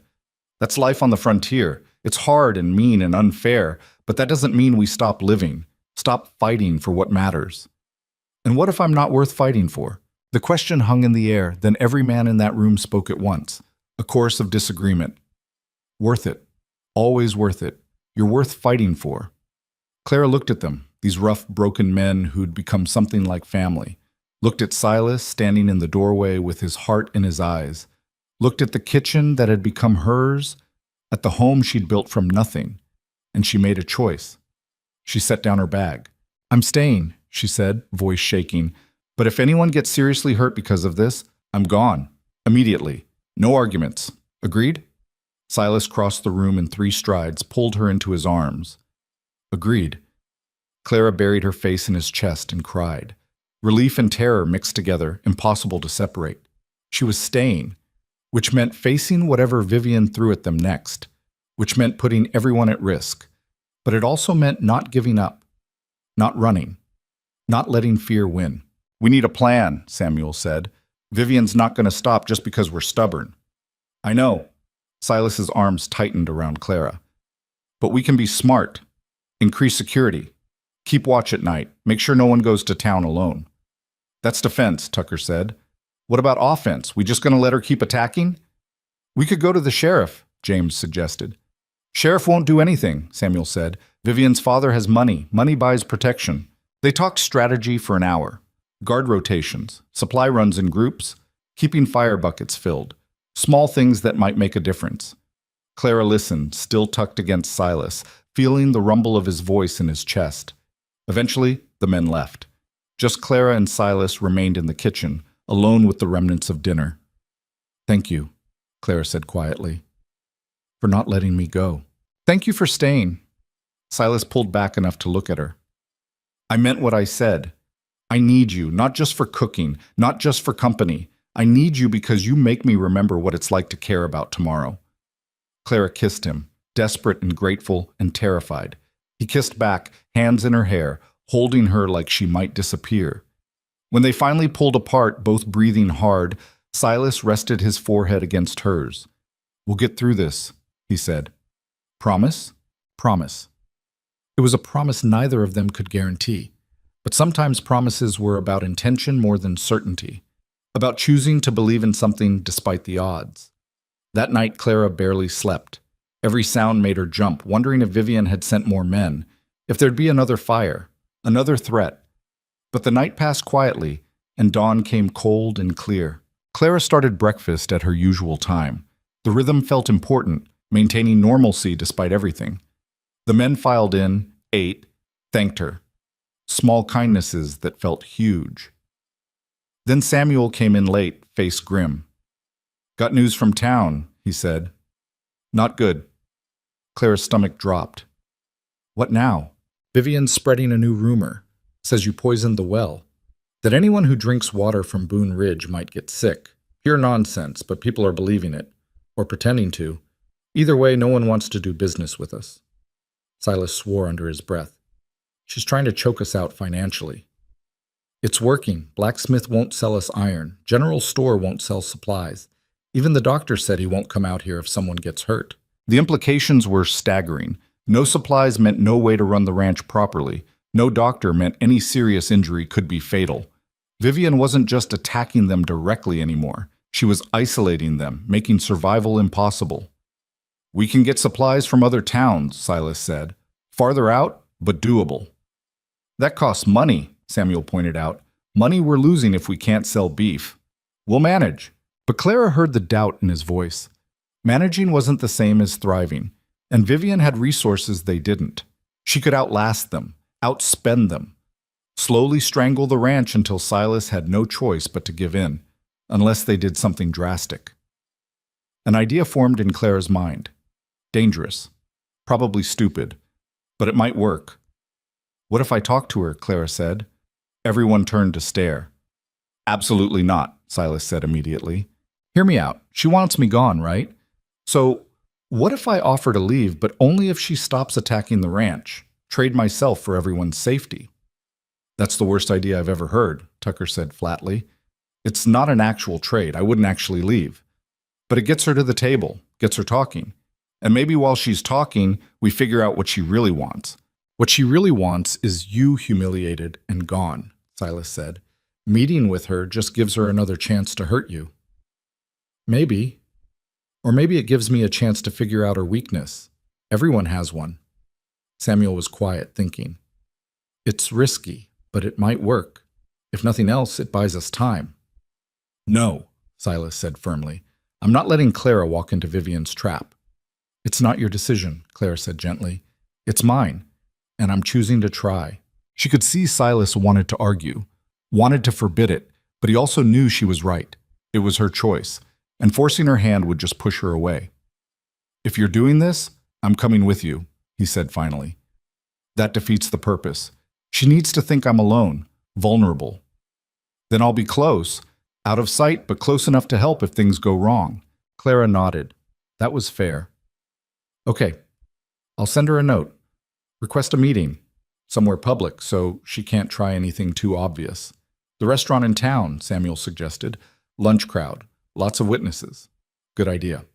Clara took a breath, steadying herself. I'll write the note now.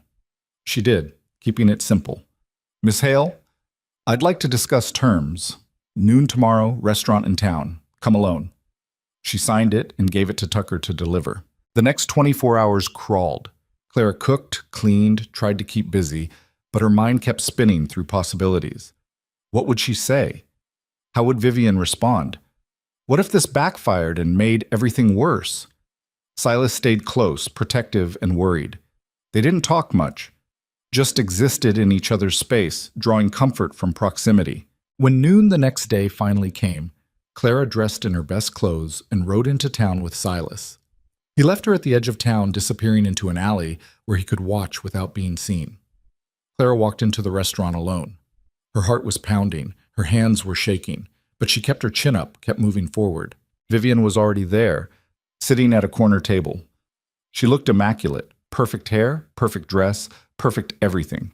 She smiled when Clara walked in, and it was the smile of a predator watching prey approach. Miss Whitmore, Vivian said sweetly. So glad you could make it. Please, sit. Clara sat, acutely aware of every eye in the restaurant watching. Let's skip the pleasantries, Clara said. What do you want? Vivian's smile widened. Straight to business. I appreciate that. What I want, Miss Whitmore, is simple. I want you gone, out of Powder Creek, out of Silas's life, out of my sight. Why? What did I ever do to you? You exist, Vivian said, voice dropping to something colder. You exist and somehow convinced a good man that you're worth his time, worth his protection, worth his love. And that's unacceptable. Because you wanted him for yourself. Because he deserves better than a fat, pathetic nobody who's only good for cooking. Vivian leaned forward. You're an embarrassment, Clara, to him, to this town, to yourself. And I'm giving you a chance to leave with some dignity and tact. Take it. Clara looked at this beautiful, vicious woman and felt something click into place. Vivian wasn't doing this out of love for Silas. She was doing it out of ego, out of the need to win, to be chosen, to prove her superiority, which meant she had a weakness after all. No, Clara said quietly. Vivian blinked. Excuse me? I said no, I'm not leaving, and you can burn every barn, spread every rumor, threaten every person I care about. I'm still not leaving, because unlike you, I actually love him. Not his money, not his status. Him. And that's something you'll never understand. Vivian's face went red. You little... I'm done here, Clara stood. Do your worst, Miss Hale. I'm not afraid of you anymore. She walked out before Vivian could respond, heart racing but head high. And as she stepped into the street, she saw Silas waiting in the alley, watching with an expression of pure pride. She'd stood up to the monster, and she'd survived. Now they just had to live with the consequences. The consequences came faster than Clara expected. She made it back to the ranch with Silas, both of them quiet, both knowing they'd just declared war on someone who had more resources and fewer morals. The sun was still high when they arrived, but the air felt heavy, like the sky was holding its breath. Samuel met them at the door, face grim. We got problems, he said without preamble.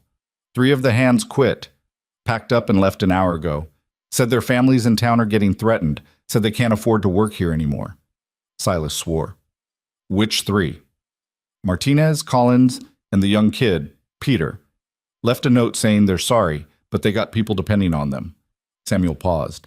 Can't blame them, boss. Not really. I don't blame them, Silas said, but his voice was tight. 3 men down means we're short-handed for everything. Moving cattle, repairs, night watch. We'll manage, Samuel said, though he didn't sound convinced. Clara felt the guilt settle in her stomach like a stone. 3 more people hurt because of her, 3 families threatened. The cost kept climbing, and she was the currency. That night, she cooked a dinner for 17 men instead of 20. The absence felt loud. Tucker tried to joke to lighten the mood, but his heart wasn't in it. Even James, usually optimistic, looked worried. After the men left, Clara started washing dishes. Silas came up behind her, wrapped his arms around her waist. Stop, he said quietly. Stop what? Blaming yourself. I can see it on your face. This isn't your fault. Three men left because Vivian threatened their families. That's on her, not you. He turned her around, made her look at him. You stood up to her today. You were brave.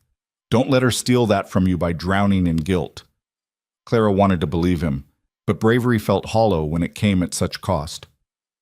The next morning brought worse news. Tucker rode back from a supply run to the neighboring town, the one they'd been relying on since Powder Creek shut them out. He came into the kitchen where Clara was kneading bread, his face ashen.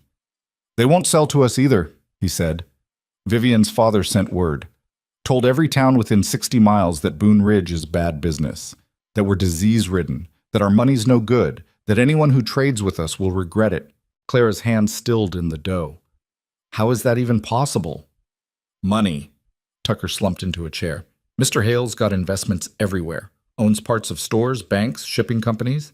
He leans on one, they lean on another, and suddenly we're blacklisted across half of Wyoming. Silas appeared in the doorway. How bad? Bad, boss. We got maybe 3 weeks of supplies left, 4 if we ration hard. After that, Tucker spread his hands helplessly. The implications hung in the air. No supplies meant no food for the men. No food meant they'd have to let more people go. Eventually, they'd have to close the ranch entirely. Vivian was systematically choking them out, and she had the resources to wait them out forever. There has to be something we can do, Clara said. Some way to... There isn't. Silas's voice was flat, defeated in a way Clara had never heard. Not against the Hales. They've got more money and influence than I'll ever have. They can starve us out and no one will stop them. So we just give up? We face reality. Silas looked at her, and the pain in his eyes made Clara's chest ache. I can't protect the ranch and protect you. I have to choose. And Clara, I can't watch this place die. My father built this ranch. Anne loved it here. It's all I have left of them. If it fails because I was too stubborn to let you go... Don't, Clara whispered. Don't finish that sentence. But he did anyway. Maybe you were right. Maybe you should leave. Just for a while. Just until... Until what? Until Vivian decides I've been punished enough? Until she gets bored? Clara's voice rose. She won't stop, Silas. Even if I leave, she'll find another reason to hurt you. Because this isn't about me. It's about her needing to win. Then what do we do? Silas asked, and he sounded so tired, so beaten. Clara didn't have an answer. She just held him while he gripped her like she was the only solid thing in a collapsing world. The breaking point came 3 days later. Clara woke to shouting. Not the usual morning sounds, something panicked. She dressed fast, ran downstairs, found the kitchen empty. The shouting was coming from outside. She ran out to find the men gathered near the well. Samuel was pulling up the bucket, and when it surfaced, Clara saw why everyone was upset. The water was cloudy, murky, and floating on top were dead rats. Someone poisoned the well, Samuel said, voice shaking with rage. Must have happened last night. Threw dead animals down there. Water's contaminated. We can't drink this. Can we clean it? Silas asked. Maybe, but it'll take days, and we'll need clean water to flush it. Samuel looked around at the gathered men. We got enough water stored for maybe 2 days, 3 if we're careful. After that, they'd die of thirst, or be forced to leave. Clara felt something inside her crack. This was too much. Burning the barn, spreading rumors, threatening families, that was one thing. But poisoning the well? That could actually kill people. And Vivian had done it without hesitation. I'm going to kill her, Tucker said, hand on his gun. No, you're not, Silas said firmly. That's exactly what she wants. Give her an excuse to bring the law down on us. Then what? Tucker demanded. We just sit here and die slow? No one had an answer. Clara walked back to the kitchen in a daze. Started breakfast mechanically, though she wasn't sure why. What was the point of cooking when they'd be out of water in 2 days? When the ranch was dying and taking everyone with it? She was stirring oatmeal when she heard a horse approach. Then another. Then more. She looked out the window and saw wagons. Multiple wagons, coming up the road to the ranch. Her first thought was that Vivian had sent more men to finish the job. Her second thought was to call for Silas. But before she could move, she recognized one of the drivers. It was Mrs. Patterson from the neighboring ranch. And behind her, Mr. Chen from the smaller spread east of town. And others, ranchers, farmers, people Clara had never met. Silas came out, hand on his gun, wary. Mrs. Patterson climbed down from her wagon, old and weathered and tough as the land itself. "Heard you got well trouble," she said without preamble. "Word travels fast," Silas replied carefully. "Always does. Also heard Vivian Hale's behind it." Mrs. Patterson spat in the dirt. "That woman's meaner than a snake and twice as poisonous. We brought water. Figured you could use it." Silas stared. "You... what?" "Water." Mrs. Patterson gestured to her wagon, where barrels sat strapped down. "Got about 300 gallons between all of us. Should hold you while you clean the well." "Why?" Silas asked, and Clara heard the suspicion in his voice. "Why would you help us when the whole territory's been told we're trouble?" Mrs. Patterson snorted. "Because the Hales thinking they can control who we trade with doesn't sit right. And because that girl of yours," she pointed at Clara, who'd come out onto the porch. "She helped my grandson. Remember, Miss Whitmore? Tommy, little boy who got lost in the storm?" Clara's breath caught. "Tommy was your grandson?" "My daughter's boy. You saved his life, kept him warm, fed him, made him feel safe when he was terrified. My daughter talks about you like you're a saint." Mrs. Patterson's voice softened. "And saints don't poison wells, so we figured we'd help." Other ranchers nodded. Mr. Chen stepped forward. "Also heard you're having supply troubles," he said. "That's not right. We pooled together, bought some basics. Flour, salt, coffee. Not everything, but enough to keep you going a while." Clara couldn't speak, couldn't process this. These people, strangers mostly, had brought supplies, had defied the Hales' pressure to help them. "I don't know what to say," Silas managed. "Don't say anything, just accept the help." Mrs. Patterson looked around at the ranch, at the burned barn, at the exhausted men. "Frontier's hard enough without people like the Hales making it harder. We take care of our own out here. And whether the Hales like it or not, you're one of us." The men started unloading barrels. Clara watched, tears streaming down her face. Samuel was grinning. Tucker looked like he might cry. Even Silas, stoic Silas, had to wipe his eyes. They spent the day cleaning the well, hauling out dead animals, flushing it with clean water from the barrels. It was hard, disgusting work. But people helped. Mrs. Patterson stayed, supervising and offering advice. Other ranchers pitched in, sharing stories about their own struggles with the Hales, their own reasons for disliking the family's stranglehold on the region. By evening, the well was clean. The supplies were stored, and Clara had cooked a meal for 30 people, using ingredients donated by strangers who'd become allies. After everyone left, after the ranch was quiet again, Silas found Clara in the kitchen. "You saved us," he said quietly. "I didn't do anything. They came because you helped Tommy, because you showed kindness to a lost child without asking for anything in return. That's what saved us." "Your kindness." Clara shook her head. "We're not saved yet. Vivian's not going to stop just because we got help." "Maybe not, but we're not alone anymore. That's something." It was something. But Clara knew the war wasn't over. Vivian had lost this battle, but she'd escalate. She always escalated. The next attack came in the form of law. A sheriff's deputy showed up 2 days later with a warrant, claimed that Boone Ridge owed back taxes, that the property was in default, that Silas had 30 days to pay $1,700 or the ranch would be seized. "This is insane," Silas said, staring at the paperwork. "I paid taxes. Have receipts."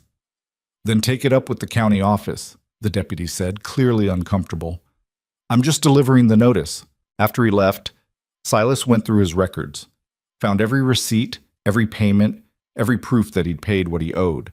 But when Samuel rode to the county office, he came back with bad news. "They say the records were lost in a fire last month," Samuel reported. "Say without proof of payment, the debt stands." "There was no fire," Silas said. "I was in that office 3 weeks ago. Everything was fine." "They say there was, and unless you can prove otherwise, they're moving forward with seizure." It was brilliant in its cruelty. The Hales had bought someone in the county office, had them destroy records, And now Silas couldn't prove he'd paid. $1,700 might as well have been $17,000. He didn't have it liquid. Everything was tied up in land, cattle, equipment. We could sell cattle, Tucker suggested. Not enough time to get fair price, Samuel said. We'd have to sell at loss. Might not even get to $1,700. Clara listened to them strategize, feeling helpless. This wasn't something she could fix with cooking or kindness. This was legal manipulation, and they had no defense against it. That night, unable to sleep, Clara sat in the kitchen with her mother's old cookbook. She'd been flipping through it absently when a folded paper fell out. She picked it up, unfolded it, and froze. It was a recipe in her mother's handwriting, but written on the back was something else, a list of names and numbers. It took Clara a moment to understand what she was looking at. Her mother had loaned money to people. Small amounts, $5 here, $10 there, nothing huge. But there were dozens of names, and the amounts added up. Clara's mother had been quietly helping people for years, and apparently keeping track. One name jumped out, Patterson. Mrs. Patterson owed Clara's mother $50, loaned 8 years ago. The notation said for medical bills, Tommy's birth. Clara's heart started racing. She went through the list carefully. Some people had paid back marked with a date and settled, but others hadn't. Others still owed. And if she added up just the outstanding debts, $240. Not $1,700, but it was something. She found Silas in his office, still going through paperwork, looking defeated. I have money, she said. He looked up, confused. What? My mother. She loaned money to people. Some of them never paid back.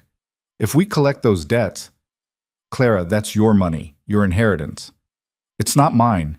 It was my mother's kindness, and she'd want it used to help. Clara set the list down in front of him. Start with Mrs. Patterson. She has the most outstanding, then work down the list. Silas stared at the paper, then at Clara. This won't be enough. I know, but it's a start. They spent the next week collecting. Mrs. Patterson paid immediately, embarrassed she'd forgotten the debt, grateful for the reminder. Mr. Chen paid his $20. Others paid what they could. Some couldn't pay at all, and Clara forgave the debts without hesitation. By the end of the week, they had $310.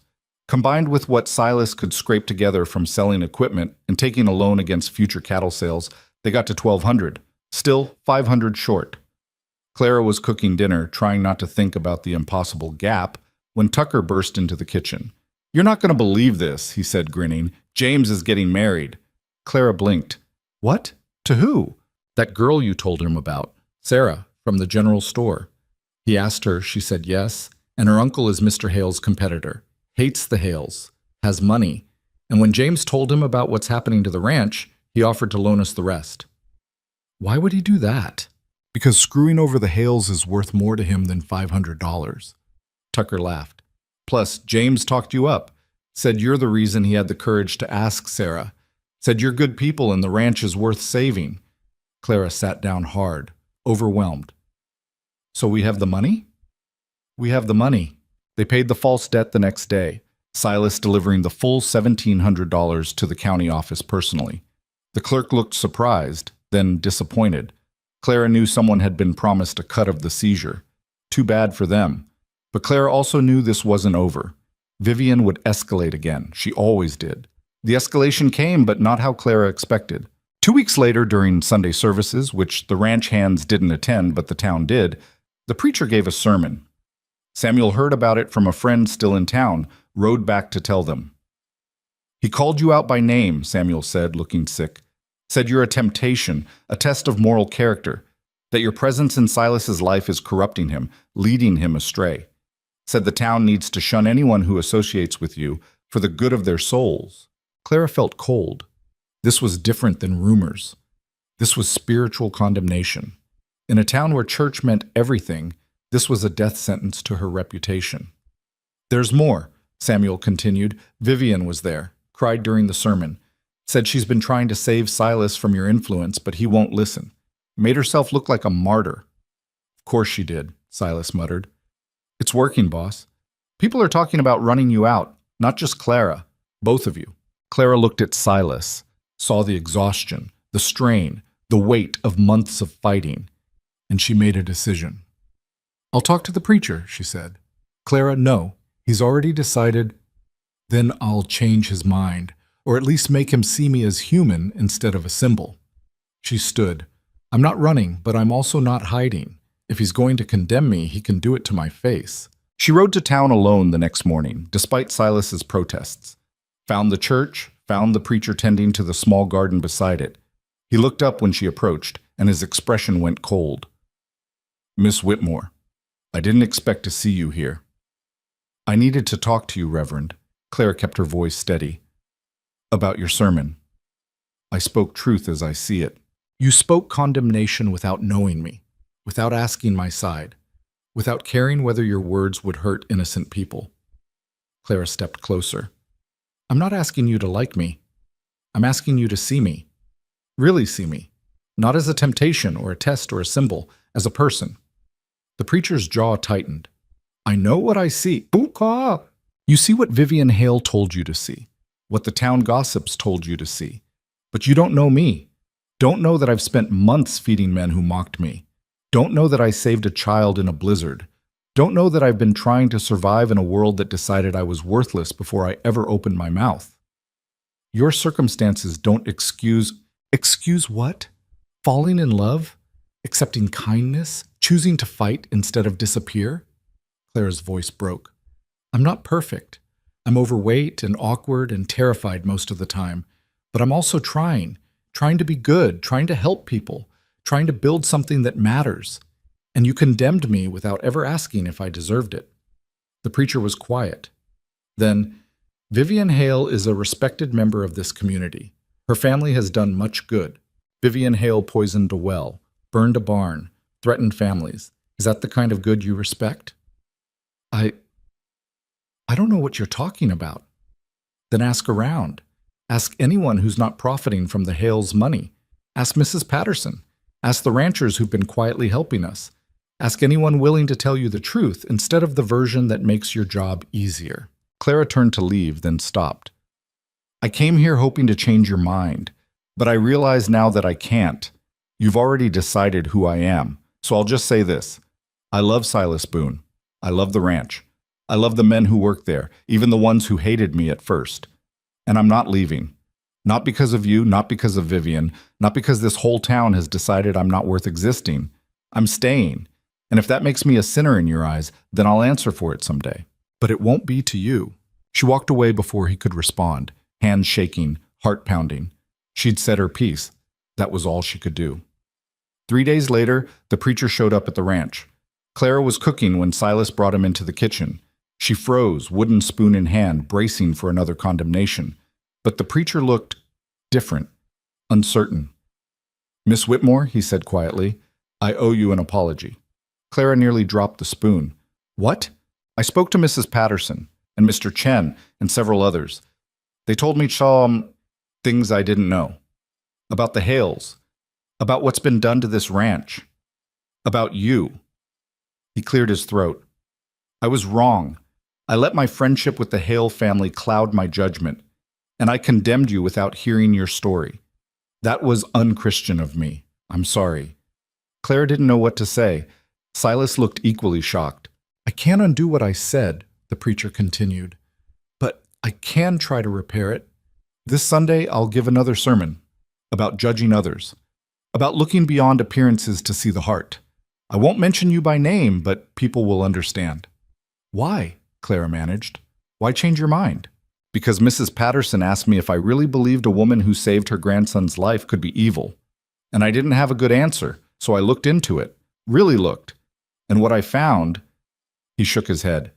"The Hales have been manipulating this town for years, using money and influence to bend people to their will. And I let them use me. That ends now." He left after that, promising to spread the word that the ranch was not, in fact, cursed or diseased or any of the other rumors. Clara sat down heavily. Silas knelt beside her chair. "It's over," he said softly. "I think it's actually over." Clara wanted to believe that. But she knew Vivian, knew that this wouldn't stop her. It would only make her more desperate. The final confrontation came on a cold October morning. Clara was collecting eggs from the chicken coop when she heard horses. Multiple horses, moving fast. She looked up to see Vivian riding toward the ranch, flanked by her father and 3 hired men. They stopped in front of the main house. Vivian dismounted, looking around with barely concealed rage. "Where's Silas?" she demanded. "Working," Clara said, keeping her voice level. "What do you want?" "I want to talk to him, not you." "Too bad. It's me you're getting." Clara set down the basket of eggs, faced Vivian fully. "Say what you came to say." Vivian's father stepped forward. Older man, hard eyes, expensive clothes. "Miss Whitmore, I'm going to be direct. My daughter's happiness matters to me, and you are preventing that happiness. I'm prepared to offer you $5,000 to leave. Today. No questions, no strings. Just take the money and disappear from Silas Boone's life. $5,000. More money than Clara had ever seen. Enough to start over anywhere, live comfortably for years. Enough to buy her own ranch, her own life, her own independence. It was tempting. Not because she wanted to leave, but because accepting would end the fighting, would protect Silas from further attacks, would let everyone move on. But it would also mean Vivian won. Meant money could buy anything, even people. Meant Clara's worth was measurable in cash, and once paid, she'd vanish like she'd never mattered at all. "No," Clara said. Mr. Hale blinked. "Excuse me?" "I said no. I'm not leaving. Not for 5,000. Not for 50,000. Not for any amount." "You're making a mistake," Vivian hissed. "You think you've won because a few people helped you? Because the preacher changed his mind? You haven't won anything. I will destroy you. Destroy this ranch. Destroy everything Silas cares about until there's nothing left." "Then you'll be destroying it," Clara said. "Not me. Because I'm not the one burning barns or poisoning wells or threatening families. That's all you. And eventually people will see that. Some already have. People see what I tell them to see." "Not anymore." Silas's voice came from behind Clara. He'd appeared from the barn, Samuel and Tucker with him. "People are starting to ask questions, Vivian. Starting to wonder why you're so obsessed with destroying us. Starting to realize that maybe we're not the problem." Vivian's face went red. "You're choosing her, actually choosing this nothing over me. I'm choosing the woman I love over someone who's shown me exactly who she is." Silas moved to stand beside Clara, took her hand. "And yeah, I'm choosing her. Every time, without hesitation. You'll regret this. The only thing I regret is ever thinking you were worth my time." Silas's voice was ice. "Now get off my property and don't come back." Mr. Hale looked like he wanted to argue, but something in Silas's expression stopped him. He mounted his horse, gestured for Vivian to do the same. Vivian stared at Clara with pure hatred. "This isn't over." "Yeah," Clara said quietly. "It is. You just don't know it yet." They rode away and Clara felt something loosen in her chest. It wasn't quite relief. Vivian's threats weren't empty, but it was close. It was the feeling of standing your ground and surviving. The real ending came quietly, weeks later. Mr. Hale died of a heart attack in November. Sudden, unexpected, devastating to Vivian. Clara heard about it through town gossip and felt nothing. Not satisfaction, not sympathy, just a hollow acknowledgement that the man was gone. Without her father's money and influence behind her, Vivian's power crumbled. She couldn't maintain the pressure on other towns, couldn't keep people afraid, couldn't sustain the attacks. She tried for a while. One last attempt to spread rumors that got her laughed out of the general store. Then she sold her father's house and left Wyoming entirely. Someone said she went east, back to Philadelphia. Someone else said she married a banker in Chicago. Clara didn't care where she went, just that she was gone. With Vivian's departure, things shifted. The town didn't exactly embrace Clara. Too much had been said, too much damage done. But they stopped actively fighting her. Mrs. Howell started selling them supplies again, though she never apologized. The blacksmith resumed normal business. The doctor agreed to come out if needed. It wasn't forgiveness. It was tolerance. But Clara would take it. The ranch rebuilt slowly. They constructed a new barn better than the old one. Hired more hands to replace those who'd left. Started making enough profit to breathe easier. Started feeling like a home instead of a battlefield. And somewhere in all that rebuilding, Clara and Silas's relationship deepened into something unshakable. He proposed in January during a snowstorm that trapped everyone inside. No grand gesture, no fancy ring, just Silas in the kitchen, watching her cook, saying, "Marry me." Clara almost laughed. "That's your proposal? Would you prefer something fancy?" "I prefer honesty." "Then, honestly, I can't imagine my life without you. Can't imagine this ranch without you. Can't imagine waking up and not seeing you in my kitchen, making miracles out of flour and stubbornness." He pulled a simple gold band from his pocket. "It was my mother's. Not fancy, but it's yours if you want it." Clara's eyes filled with tears. "Yes, of course, yes." They married in March, in the ranch kitchen with Samuel officiating. Turned out he'd been ordained years ago and never mentioned it. The men cooked the wedding meal, a disaster that Clara pretended to appreciate. Tucker burned the chicken. James oversalted everything. But it was theirs, and it was perfect in its imperfection. Mrs. Patterson came, bringing Tommy, who was bigger now, and called Clara Aunt Clara without being asked. Other ranchers came, the ones who'd helped during the worst of it.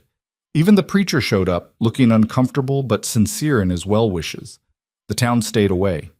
That was fine. Clara had learned she didn't need everyone's approval, just the people who mattered. Over the following months, something unexpected happened. Women started showing up at the ranch, not to cause trouble, to ask for advice. Young women who'd been mocked for their weight, their appearance, their failure to meet some arbitrary standard of beauty. They'd heard about Clara, about the fat woman who'd survived Powder Creek's cruelty and built something anyway. Clara didn't know what to tell them at first. Didn't feel qualified to give advice when she still struggled most days, still heard Vivian's voice in her head calling her disgusting and worthless. But she tried, invited them into her kitchen, fed them, listened to their stories, told them the truth, that survival wasn't about becoming acceptable to people who'd already decided you weren't. It was about finding the ones who saw you clearly and chose you anyway. It was about building a life that mattered to you, even if it looked nothing like what everyone else said it should. Some of them listened, some of them didn't. But word spread, and Boone Ridge became something unexpected, a refuge for women who'd been told they were too much or not enough, who needed to see that someone like them had made it. Clara never asked for that role, never wanted to be a symbol, but she accepted it because she remembered what it felt like to be alone, to think survival was the best you could hope for. If her story helped even one person believe they deserved more, it was worth it. A year after the wedding, Clara discovered she was pregnant. The news terrified her. Carrying extra weight already, she worried about complications, about judgment, about whether she could be a good mother when she barely felt like a good person most days. Silas held her while she cried about it, then said, "Our kid's going to have the strongest mother I know. That's all that matters." She gave birth in October, a daughter with Silas's dark hair and Clara's stubbornness. They named her Anne, after Silas's first wife, because Clara understood that love didn't erase the past. It just made room for new chapters.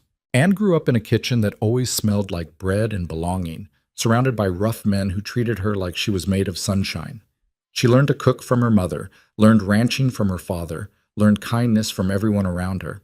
And when kids in town made fun of Clara's weight during their occasional trips into Powder Creek, Anne would say, "That's my mama, and she's the best cook in Wyoming. What can your mama do?" It wasn't a perfect life. Clara still struggled with doubt, with the voices that said she wasn't enough. Silas still woke up sometimes from dreams of Anne, his first wife, and needed to be held while he grieved what he'd lost. The ranch still had hard years when money was tight and cattle died and nothing seemed to go right.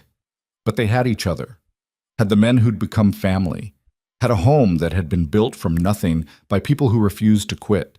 5 years after Vivian left, Clara was in town buying supplies when she overheard two women talking.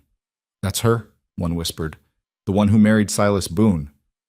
I heard she trapped him, used some kind of, Clara braced herself for the familiar pain, but then a third voice interrupted. "That's nonsense, and you know it.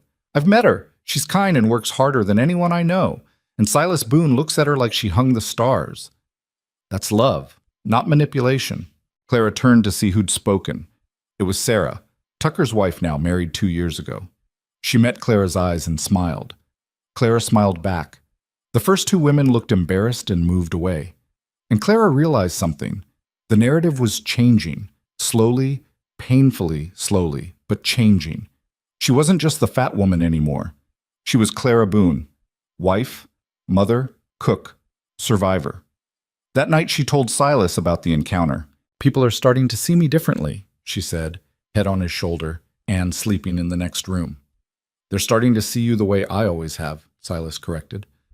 Took them long enough. Clara thought about that, about how far she'd come from the frozen cabin where she'd nearly starved alone, about the woman who'd been too afraid to believe anyone could want her, about standing in Vivian's face and saying no to $5,000 because love wasn't for sale. She'd survived so much. The mockery, the cruelty, the attempts to destroy her. And she hadn't just survived, she'd built something, a family, a home, a life that mattered. I'm proud of us, she said quietly. Me too. They sat in comfortable silence, the fire crackling, the ranch settling into night sounds. Somewhere outside, one of the men was singing, badly, but enthusiastically. Tucker laughed at something James said. Normal sounds, home sounds. Clara had spent so many years believing she didn't deserve happiness, didn't deserve love, didn't deserve to take up space in a world that clearly didn't want her. And then she'd found people who proved all of that wrong, not by changing her, but by seeing her clearly and choosing her anyway. That was the real victory. Not defeating Vivian, though that felt good. Not winning the town's tolerance, though that helped. The real victory was Clara choosing herself. Choosing to stay when leaving would have been easier. Choosing to fight when surrendering would have hurt less. Choosing to believe she was worth the effort. Because here's what Clara learned, what she wished she could tell every woman who showed up at her kitchen looking for answers. Your worth isn't determined by how people treat you. It's determined by how you treat yourself, how you show up for your own life, how you refuse to shrink just because someone decided you take up too much space. The world will always have people like Vivian, cruel, insecure people who need someone to be beneath them. You can't change them. Can't make them see your humanity if they're determined to deny it. But you can choose differently. Can choose people who see you. Can choose to build a life that matters even if it looks nothing like what you were told it should. Can choose to be stubborn enough to survive and soft enough to love anyway. Clara had made those choices. And yeah, it had been hard, painful, terrifying, but she'd made it. And that, more than anything Vivian could have taken from her, was everything. Silas pulled her closer, kissed her temple. What are you thinking about? How lucky I am. Funny. I was thinking the same thing. And in that moment, in that warm kitchen with her husband beside her and her daughter sleeping safe and her life stretching out full of possibility, Clara Whitmore Boone believed him. The storms had passed, the warmth remained, and that in the end was all anyone could really ask for.